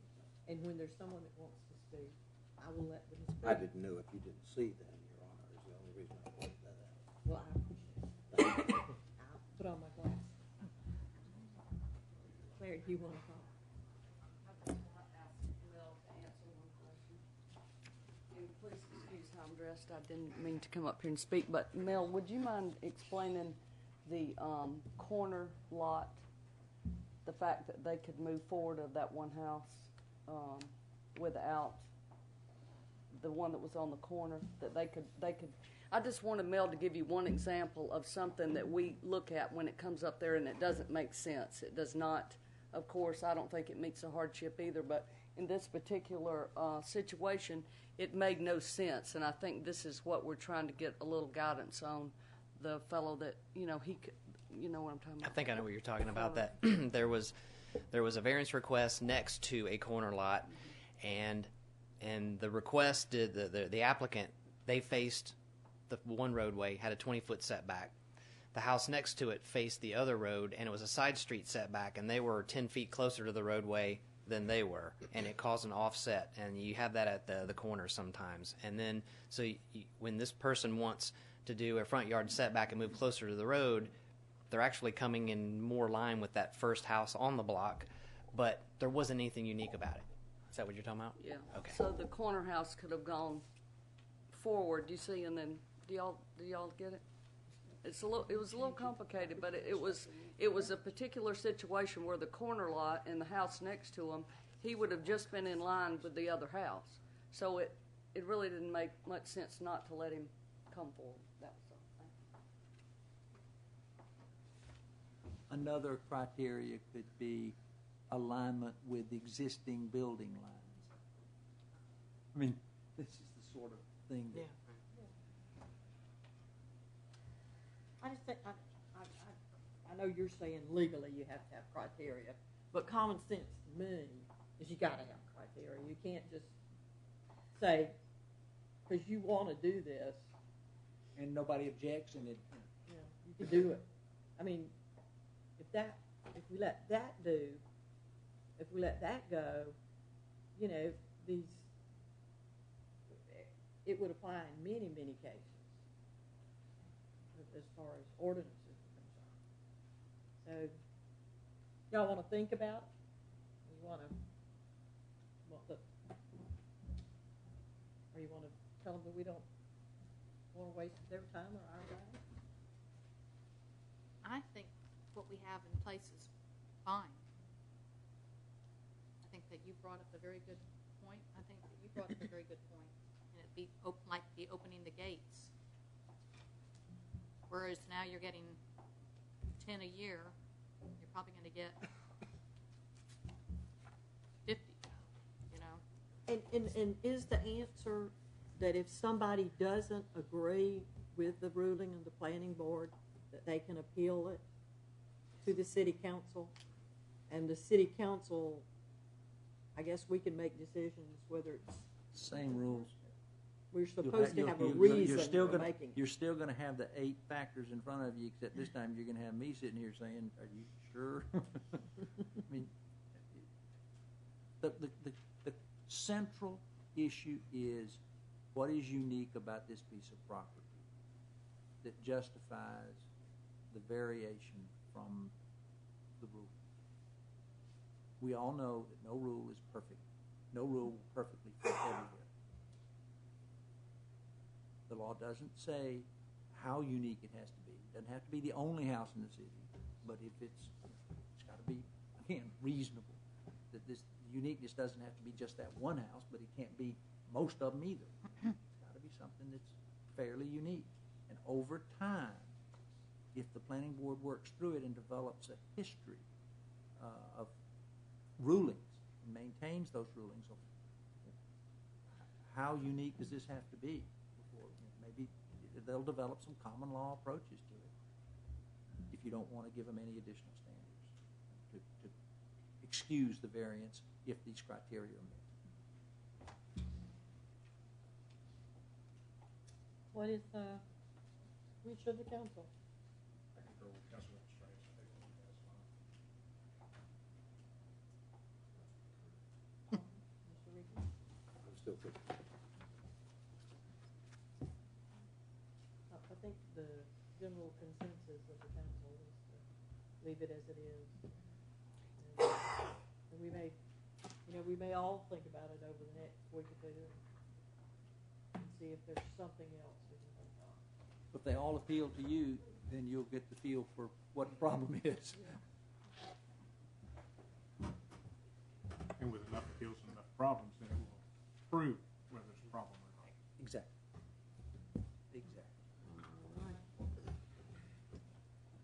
Item number 7, ordinance 1295, portable chemical toilets.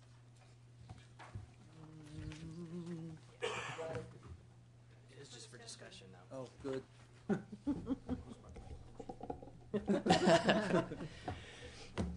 Well, there maybe won't be much discussion then.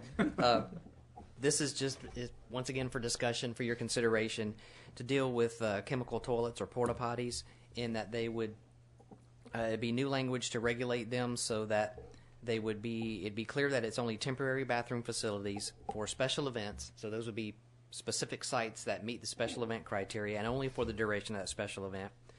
Also, they could be temporarily provided during spring break period, as that's designated.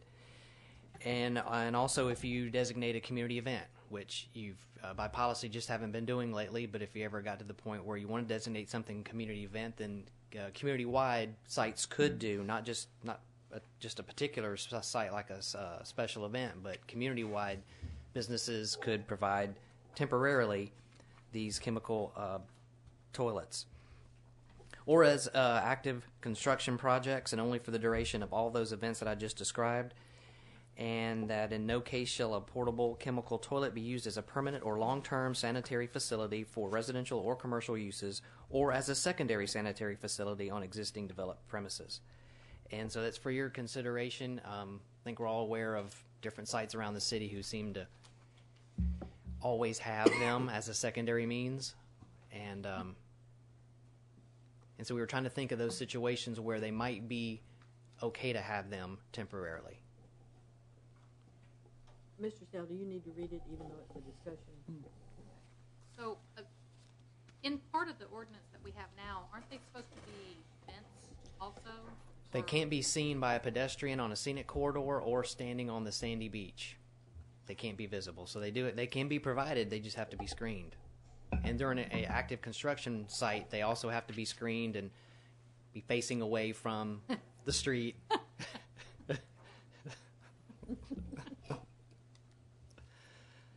So that wouldn't take away from this would only change the time frame. It wouldn't say anything. This wouldn't affect the screening standards are incorporated. I just called them out by section number, but those are the screening standards. Okay. I think this is a good idea. I mean, yeah. Yeah, this should have been done. Because I can name about 10 places right now that have them. Yeah. Yeah. They have been permanent. So, what do you need from us to say? You like it? Yes. Yeah. You want to do a You first need a reading? motion? You want to do a first reading? Read it. Read. Maybe, can I ask you one question? The first complete week. What's a week? That's Mario. That's his idea. Oh, Mario. Can I say first complete week? What's a week? Okay, all right. 2 changes to the ordinance. Okay. Page 2, the first week of April, the last week of February through the first week of April, I'd like to recommend inserting the word complete, the last complete week of February through the first complete week in April. Instead of the first week in April? Yeah. So if April 1st is on a Wednesday. So you're giving them February, March, and April? I'm just clarifying what the week is. Y'all pick the time. I don't. Well, if you Chief, say the spring break? last week in April, that's all of April. Beginning the last complete week of February and continuing through the first complete week in April. So we're saying first complete. Okay. Is that spring, Chief? It all depends when Easter falls. This year, Easter's late. Or as defined by council, so you can redefine spring break as council chooses. Yeah. We were just trying to at least provide some Spring break bookends, limits. yeah. Good. Okay. And you want to leave community events in there. There are brackets around it now. Do you want to leave community events in? It gives you the flexibility in the future. Okay. So eliminate those brackets, insert word complete twice. And we understand that it's sometimes when there are events that they need to happen, but they don't just need to not put in a bathroom and just put porta potties out. It's ordinance 1295. It's an ordinance of the City of Panama City Beach, Florida, amending the city's land development code to regulate portable chemical toilets, defining portable chemical toilet, providing that portable chemical toilets shall only be used to provide temporary bathroom facilities for special events or as part of active construction projects, and only for the duration of such events or construction activities, and further providing that in no case shall portable chemical toilets be used as permanent or long-term sanitary facilities for residential or commercial uses, or as secondary sanitary facilities on existing developed premises. Authorizing the city manager to make exceptions in emergencies, providing for enforcement, providing for codification, repealing all ordinances or parts of ordinances in conflict, and providing an immediately effective date. Ordinance 1295 is available for a motion. Motion to approve. Motion to approve from Councilman Curry. Second. Second Aye. from Councilwoman Strange. Is there any other discussion of the council? Anyone in the audience? Madam Clerk? Councilman Rickard? Yes. Councilman Russell? Yes. Councilwoman Strange? Yes. Councilman Curry? Yes, ma'am. Mayor Oberst? Yes. Item number 8, ordinance 1296, vehicles for hire.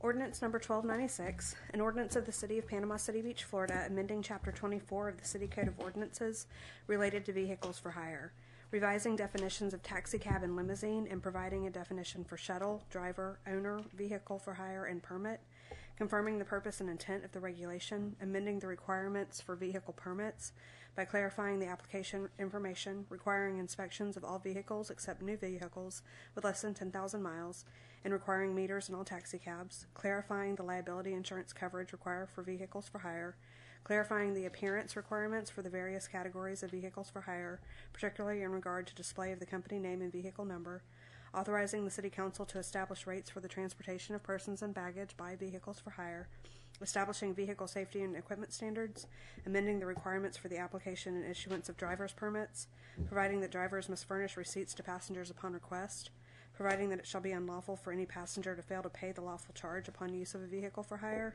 providing that passengers shall be received and discharged on sidewalks or curbs, providing that it shall be unlawful for any person to destroy or alter a driver's permit issued by the city, prohibiting the use of tobacco in a vehicle for hire while such vehicle is occupied by passengers, repealing all ordinances or parts of ordinances in conflict, providing for codification, and providing an immediately effective date.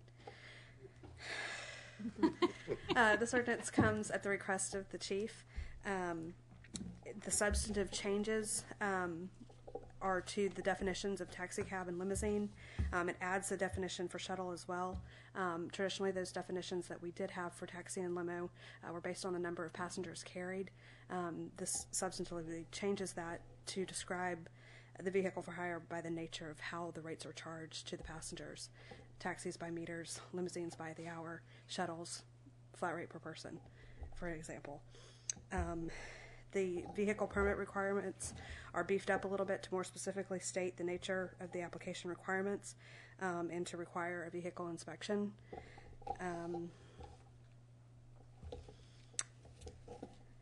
there are vehicle safety and equipment standards that relate directly to that inspection, so that owners of vehicle for hire know what the city is looking for.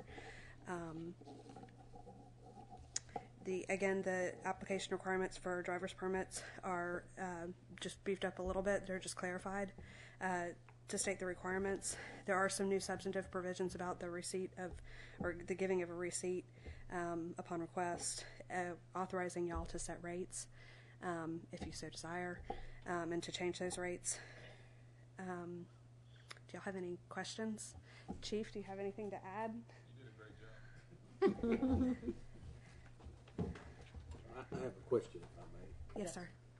In drafting this, did we talk to the taxi companies and run this by them and say, here's what we're thinking about doing, and get some input from those folks? I did not. I did receive from the chief a book of recommended changes that relied on at least other ordinances from surrounding jurisdictions. They may have also included a recommendation from the companies. I do not know that, but I know that I didn't talk to any. I did not speak to all of them, but I did speak to a few of them last year after they had some complaints come in about some of these other taxi companies that come in, fly-by-night companies basically. This was mainly geared for protecting the businesses that are here year-round, that are established business, and it's also to protect our community and our visitors that use the taxis. Some of the issues we had last year that was brought to my attention by a couple of the owners that are here are the shuttles that come in that say they're free, but they accept tips. So they're taken from these people's livelihoods and the residents that work for them year-round. I also had complaints about the ones that would come in from out of state and other places that would stick a magnet on their car for 3 months, take advantage of the spring breakers, not paying any city or state tax and leaving, and these guys are struggling. Some other concerns we had from some of the owners I talked to were different rates throughout the city. I'm not here to set rates. I gave you some kind of rough idea. Sergeant Heath did a great job in researching this for me. Some of these are from Panama City, some are from Orlando, and some other cities that deal with tourists. But I'm just trying to make it fair for the companies that are here year-round, so we protect them, and definitely to protect their customers, our visitors, and the people that live here in our county. But I didn't speak to all of them, but I did speak to a few of them. Yes, sir.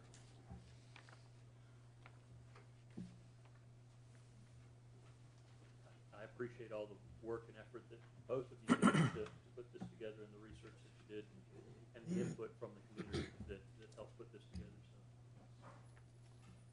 Any other questions? You know, about setting the rates, I'm curious about that because, you know, everyone reads the squall line, and, you know, one person charges this amount, one person charges another amount. I mean, is that going to get us into a big old can of worms to set a flat rate on the... That would be totally your option as the council if you want to set a flat rate.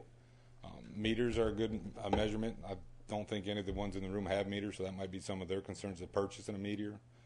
But that's totally up to you. I think a flat rate's fair, a maximum, and then they can charge lower if they want, but some kind of max. So there's some kind of consistency. So if I get picked up here and want to go to Walmart, one of these companies might charge me $10 or $20. A fly-by-night company might come in and tell me I need $45 to go from here to Walmart. I'd like to have a maximum, and then they can charge anything below that they want, or they can stay at the maximum rate. So it's fair for everybody who comes here, so they're not jumping from taxi to taxi. Because what we do, if they request a taxi from a police officer, we don't pick a taxi. We just, hey, call the next taxi in line. So if I got a visitor that's never been to Panama City Beach, taxi A might charge $10, and I'm doing the guy a favor, but taxi C might charge $50, and we're going to leave a bad taste in our visitor's mouth. So whatever you guys decide. So that had to be factored in like mileage, too. Correct. And keep in mind, this ordinance doesn't tell you that there are any rates. It gives you the ability that if you choose to do so, you can do the research to then provide some rate structure. And Sergeant Heath actually has proposed a rate schedule. I chose not to codify it. I thought it would be easier for you to establish by resolution and to amend by resolution. And I'm happy to put that in resolution form if you'd like to consider it at the next meeting, or at least just submit the rate schedule to you for your consideration, and you can do with it what you will. But I can do that. That's no problem.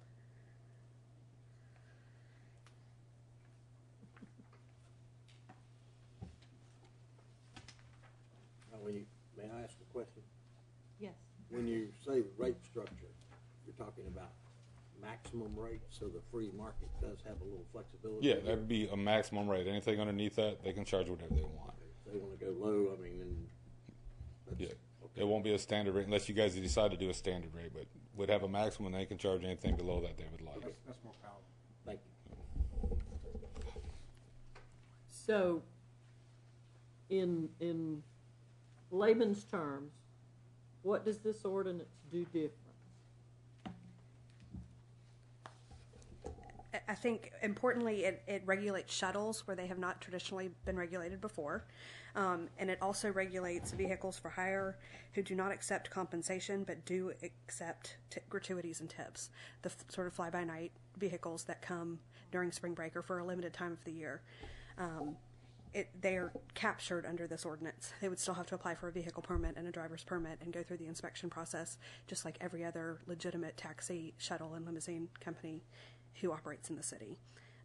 Those are the big substantive changes that are brand new to this. The inspection requirement is also new for vehicles. Okay, so it will be an inspection like the rental. Will they come to the police department? Yes, ma'am. The reason we want to do that is for the safety of the equipment and appearance, because in past we've had taxis that windows don't work, doors don't work, bumpers are missing, front end's caved in. So we're trying to make the appearance look better for our customers, and we're trying to make it safe so if something happens they can get out or they can roll the window down. And then we added the no smoking in the vehicle while they have a passenger in the car. So if someone's riding with their family, they don't have a driver in the front smoking. So we fixed a few of those things. And also another thing we fixed, instead of throwing a magnet on the side of the car, they have to actually put it permanently on the vehicle. And the vehicle has to be registered in the state of Florida. Another thing she's fixed for us is, in the past, we required them to have a Florida driver's license, but a lot of them were coming out of state, so they'd go get a Florida driver's license, and we have to have a history of their driving record. So they'd go get their driver's license today and then come back tomorrow and give it to Sergeant Heath with a one-day history, so we don't know what kind of record they have. This is a 3-year requirement now.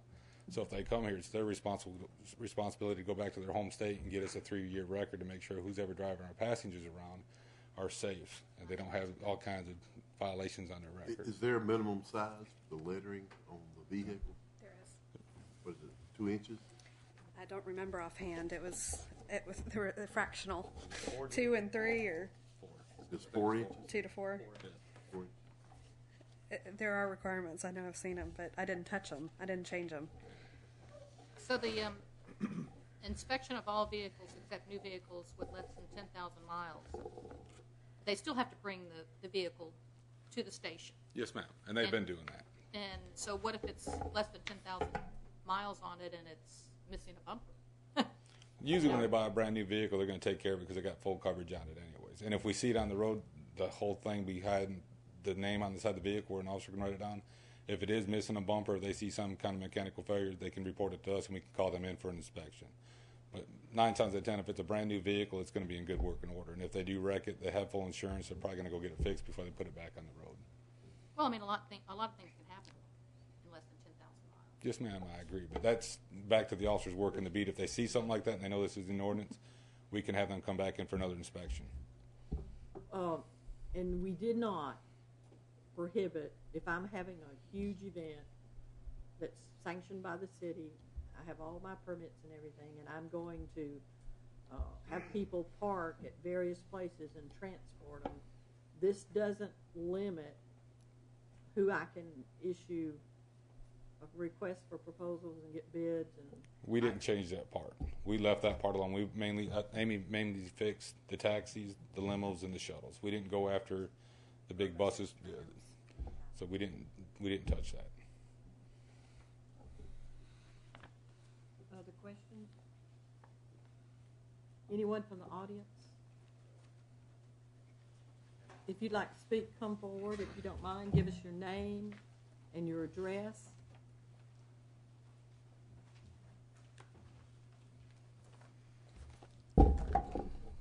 Good evening, Council. My name is Brandon Matson. I'm the owner of Emerald Taxi and Shuttle. My address is 173 Christopher Drive. First off, I want to thank Sergeant Heath and the Chief for putting this together for us. There's just a couple things I'd like to speak on. I guess the new changes that the one that I was really concerned about being implemented was a change that I actually didn't hear you read, but it regarded the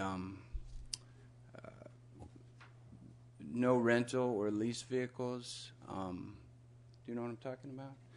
I think it's section 2415. That, I feel, right now is a pretty important. I could read it to you. A copy of the certificate of title and certificate of registration of every vehicle to be operated under the permit bearing the owner or business name. No lease vehicles bearing rental companies as owners will be permitted. I think that is a very important change, because what's happening right now is just a brief history of the taxi industry. I started about 12 years ago. Back then we had a handful of companies. Now we have about 50 or 60. And there's a couple factors that have contributed to that. One is our new airport. And with that came, I think, everybody and their brother who wanted to start a taxi company in Panama City Beach. Then they found out about spring break. Then the BP oil spill happened. So if you had a company, in order to apply for those funds, you wanted to keep it going. And it just kind of snowballed. So whereas before, we had a limited amount of companies with people that, everybody pretty knew each other. We worked together pretty well. We worked here, year-round. Everybody kind of knew the common practices that happened at the nightclubs and whatever. Well,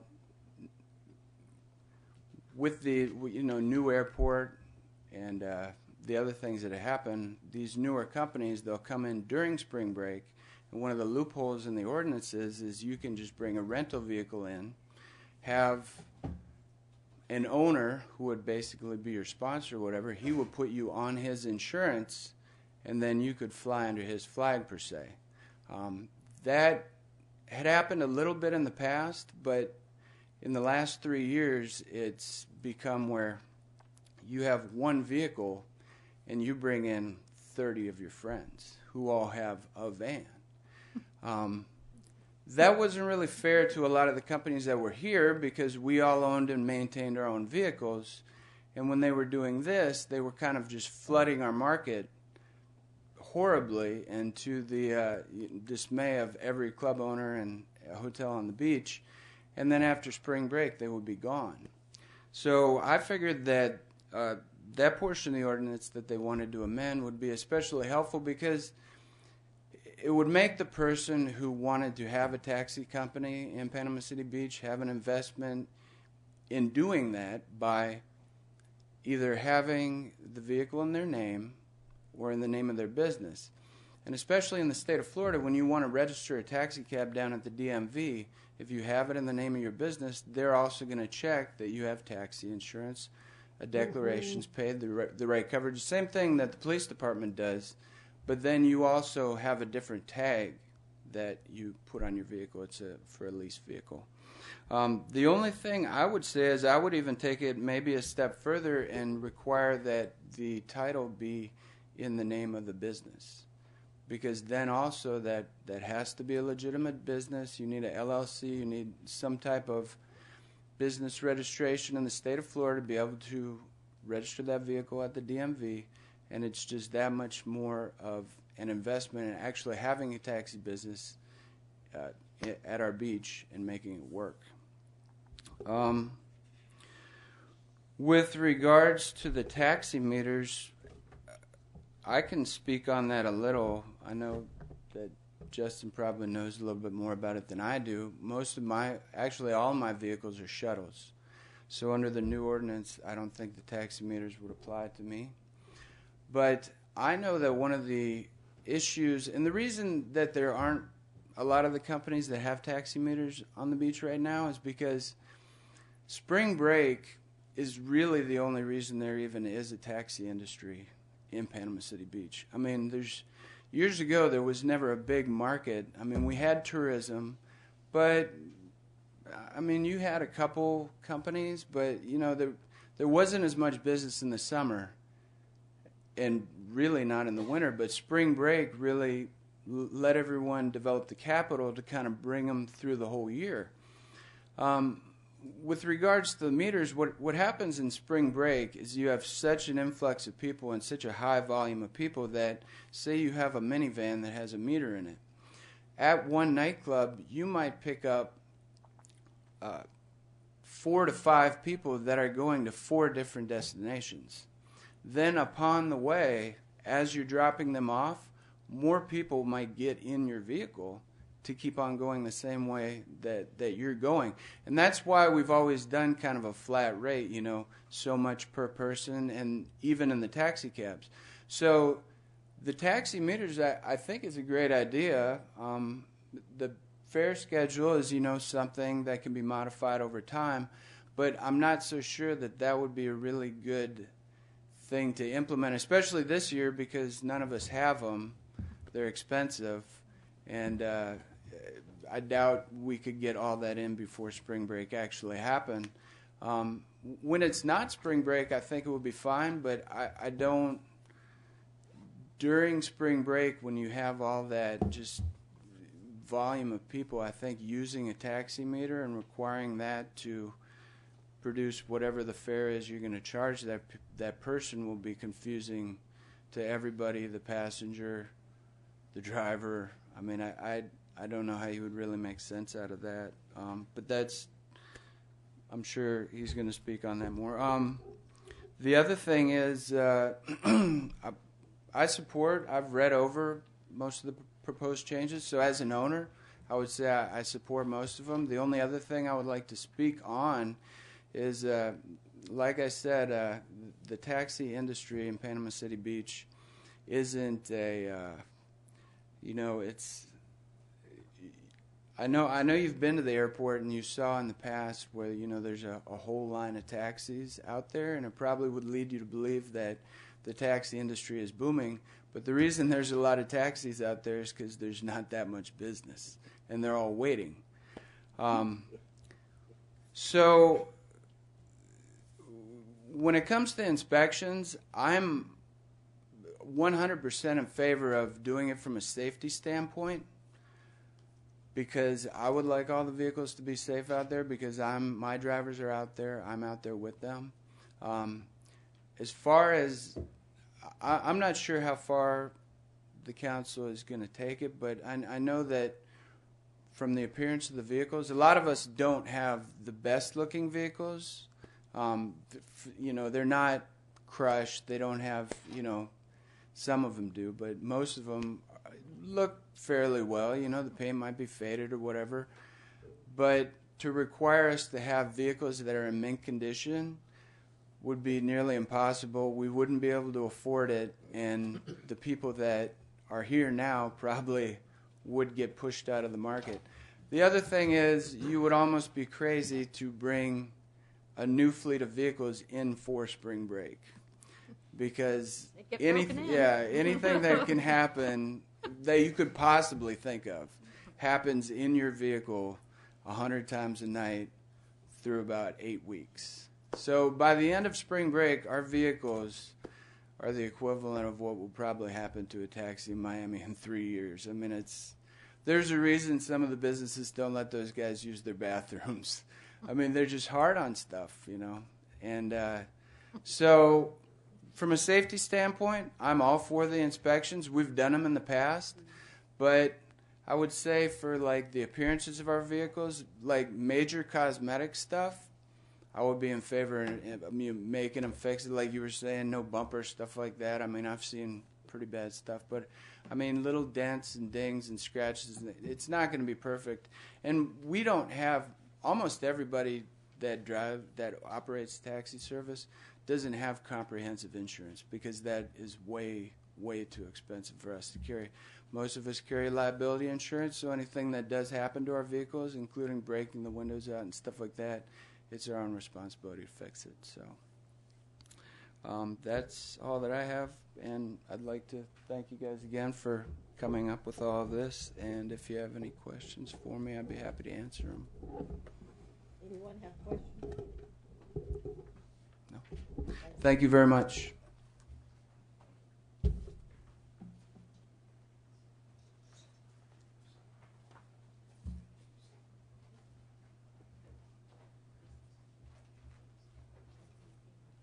Hi there, I'm Justin Wilson, 211 Kimberly Drive.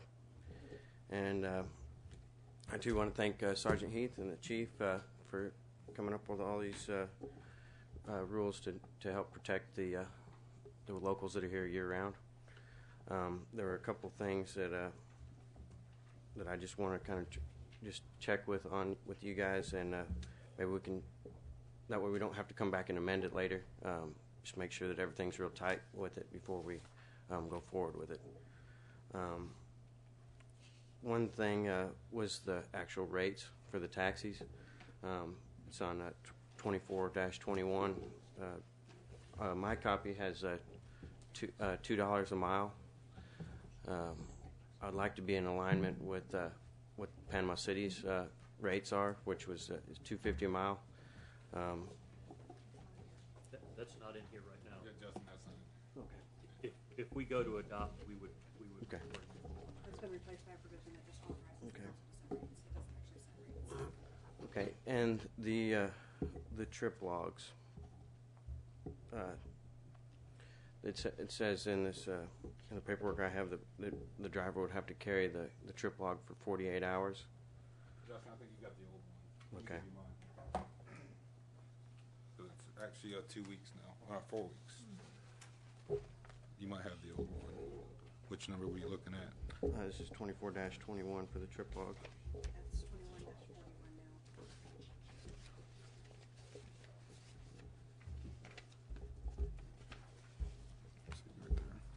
now.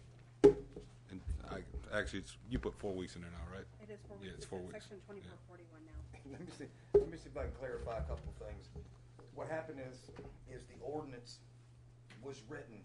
What he has is what I proposed to the chief after researching it. The rates I put because I didn't know if the city was willing to go to rates. The rates that we used, which is the rates that we used last year, I had to actually go to Justin and say, it's not an ordinance anywhere. How do you determine what we're charging? Because it was never written in the old ordinance. So what we have done is each one of the owners told me, oh, we just use Panama City's. So every rate card that I have in every one of their files is the same thing that Panama City uses. So when I put this in here, I was just giving an example of rates.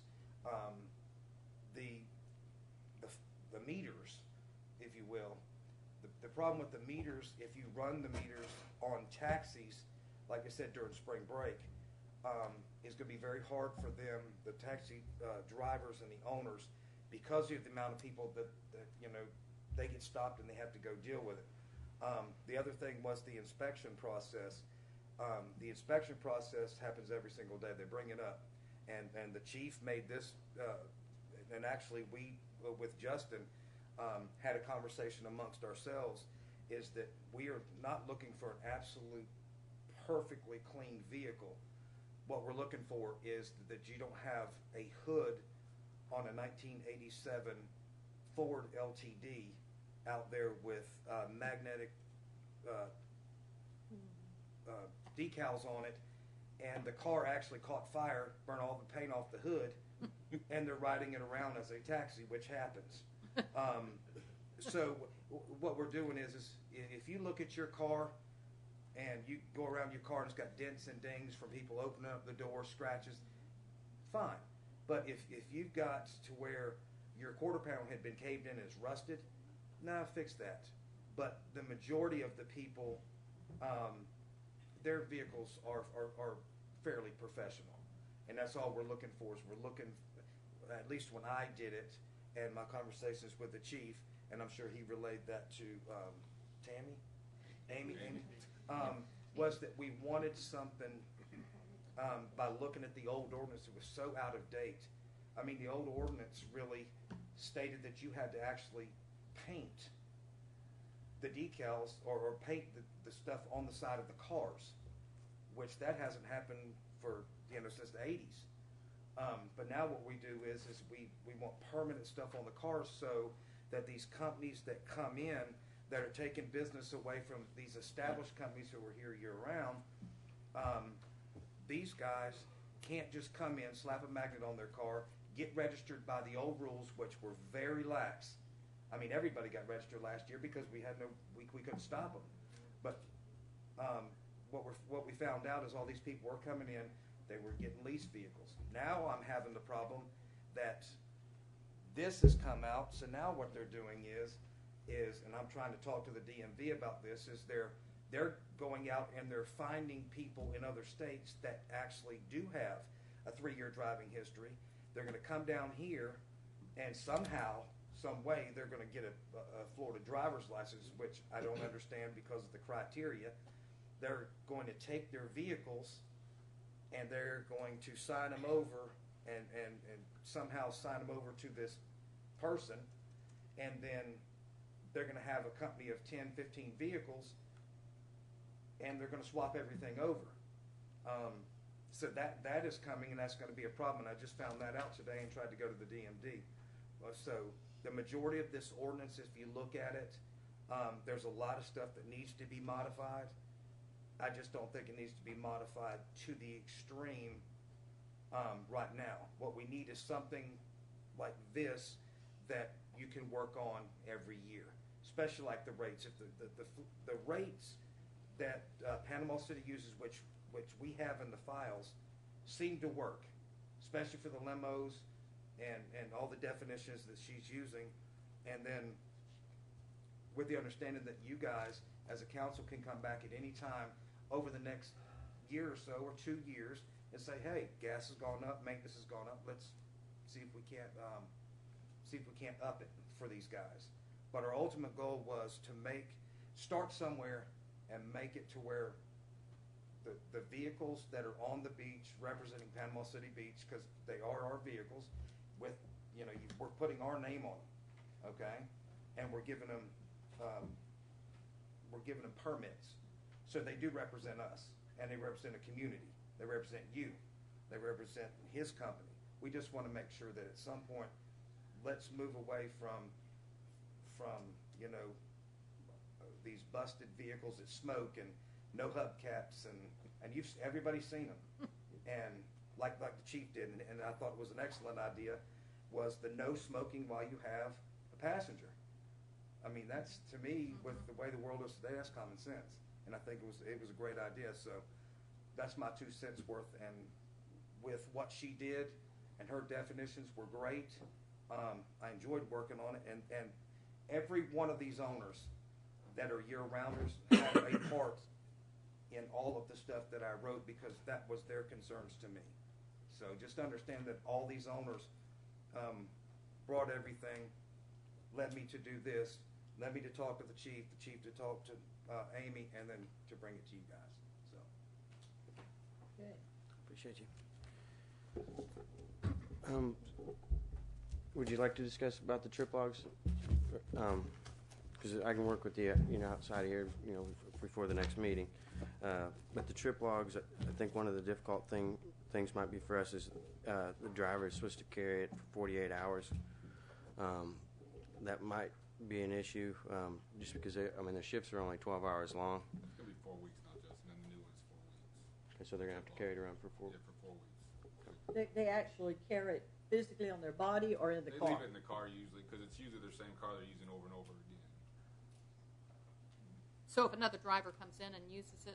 Justin, you usually sign the same car to the same driver, don't you, during the spring break?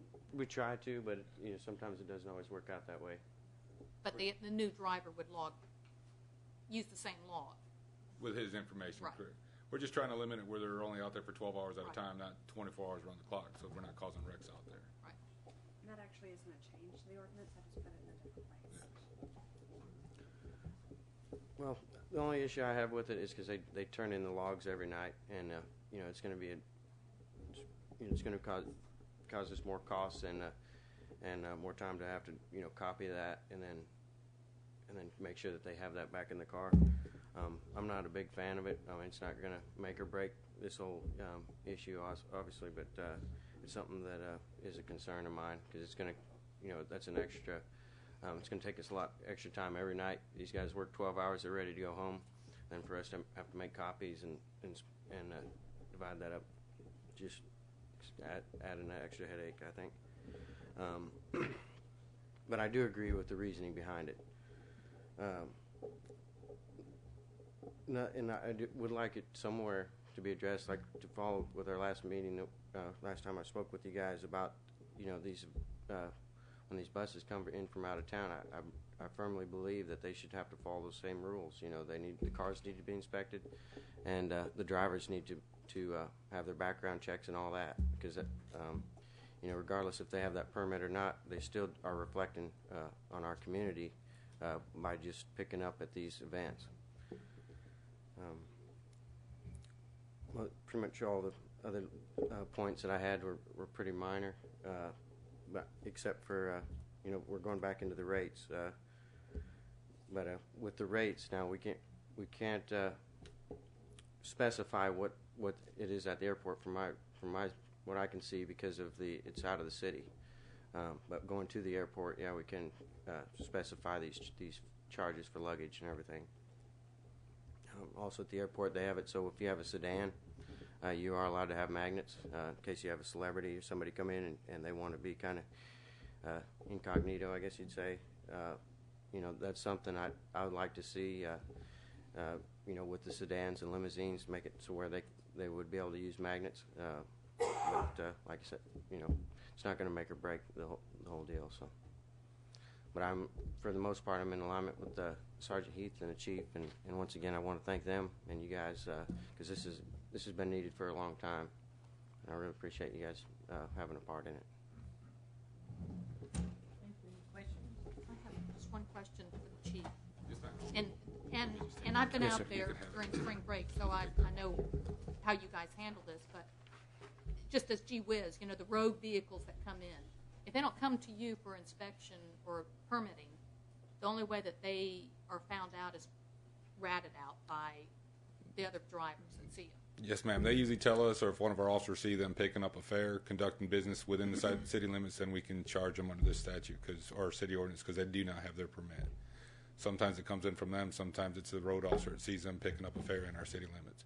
If they're dropping off in our city limits, there's nothing we can do. Okay. The other thing is unless you've ever been out there during spring break when Sergeant Heath has to do the permitting, you don't know what a good job he does. It's just amazing. He gets those vehicles in, he gets them out, those beep-beep scooters and everything. So I have to give him a commendation for that. It's a tough job.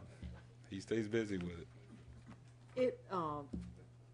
Is there anywhere that we could handle what Justin just mentioned about if someone brings bids on like an event and is going to bring in, say, 5 buses or 10 buses, do we have any place that we could say those buses that our police department has to certify those drivers and buses and be sure they have insurance and everything that we need?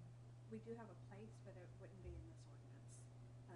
Well, I would recommend that not be in this ordinance. Chapter 24, there is a third part to it that we didn't touch at all, and it relates directly to tour buses and trains. And that would be the place, I think, where that requirement should be inserted.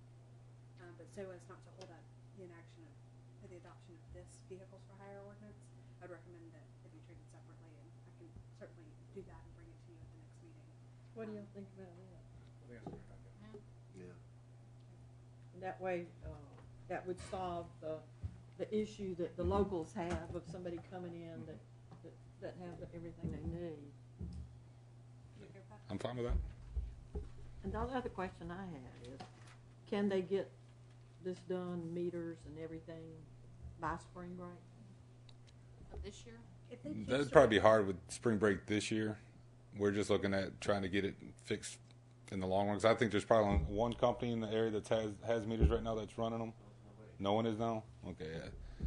But we're just trying to look for some kind of rate, and I thought maybe meters would be the right idea, but none of them have it, and it probably will take time to get all the cars with meters this year. But if we could come up with some kind of rate, or maybe put that later for the resolution, let them stay with the Panama City rates now until you guys come up with something, or we bring something back before you. They're operating as shuttles during spring break. It should be our shuttle. Only those operating as taxis are required to have a meter. I do like the idea of putting the vehicle in the corporation name. Right now, it doesn't prohibit that. It says that the certificate of title should be in the name of the owner or the business. I don't know that every business is incorporated. So it allows a private person who wants to take on all of that business risk personally to do so if he is the owner of that vehicle. Business could be the sole proprietor. If he pulls a business license in his name individually, the car needs to also be in his name individually. If he pulls a business license as a corporation or as a business or as an LLC. Right. But he still falls under the same guidelines of making sure that he's not a creep. Yes, he still has to do all that. Still has to do the FDLE background check and all that. Yeah, I'll give you that one. Yeah. I agree with Jeff, though. This gives us a foundation that we can start with, and I'm sure we'll have to tweak it as we go along. I don't see putting the meters in every one of them, especially if you got something like a van where you stop, pick other people up, back and forth. Well, that's what she was saying about the taxis. About the taxi, okay, I didn't. It'd be taxis only. The sedans, basically. All the shuttles, it's by person. It's your actual sedan taxis. Good first step at going in the right direction. And maybe after. Good job.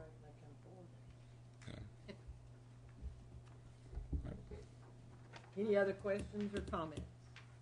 Anything from the audience? Well, this resolution, this ordinance 1296 is available for a motion. Motion to approve. Motion to approve from Councilwoman Strange. Second from Councilman Russell. Any other comments? Madam Clerk? Councilman Rickard? Yes.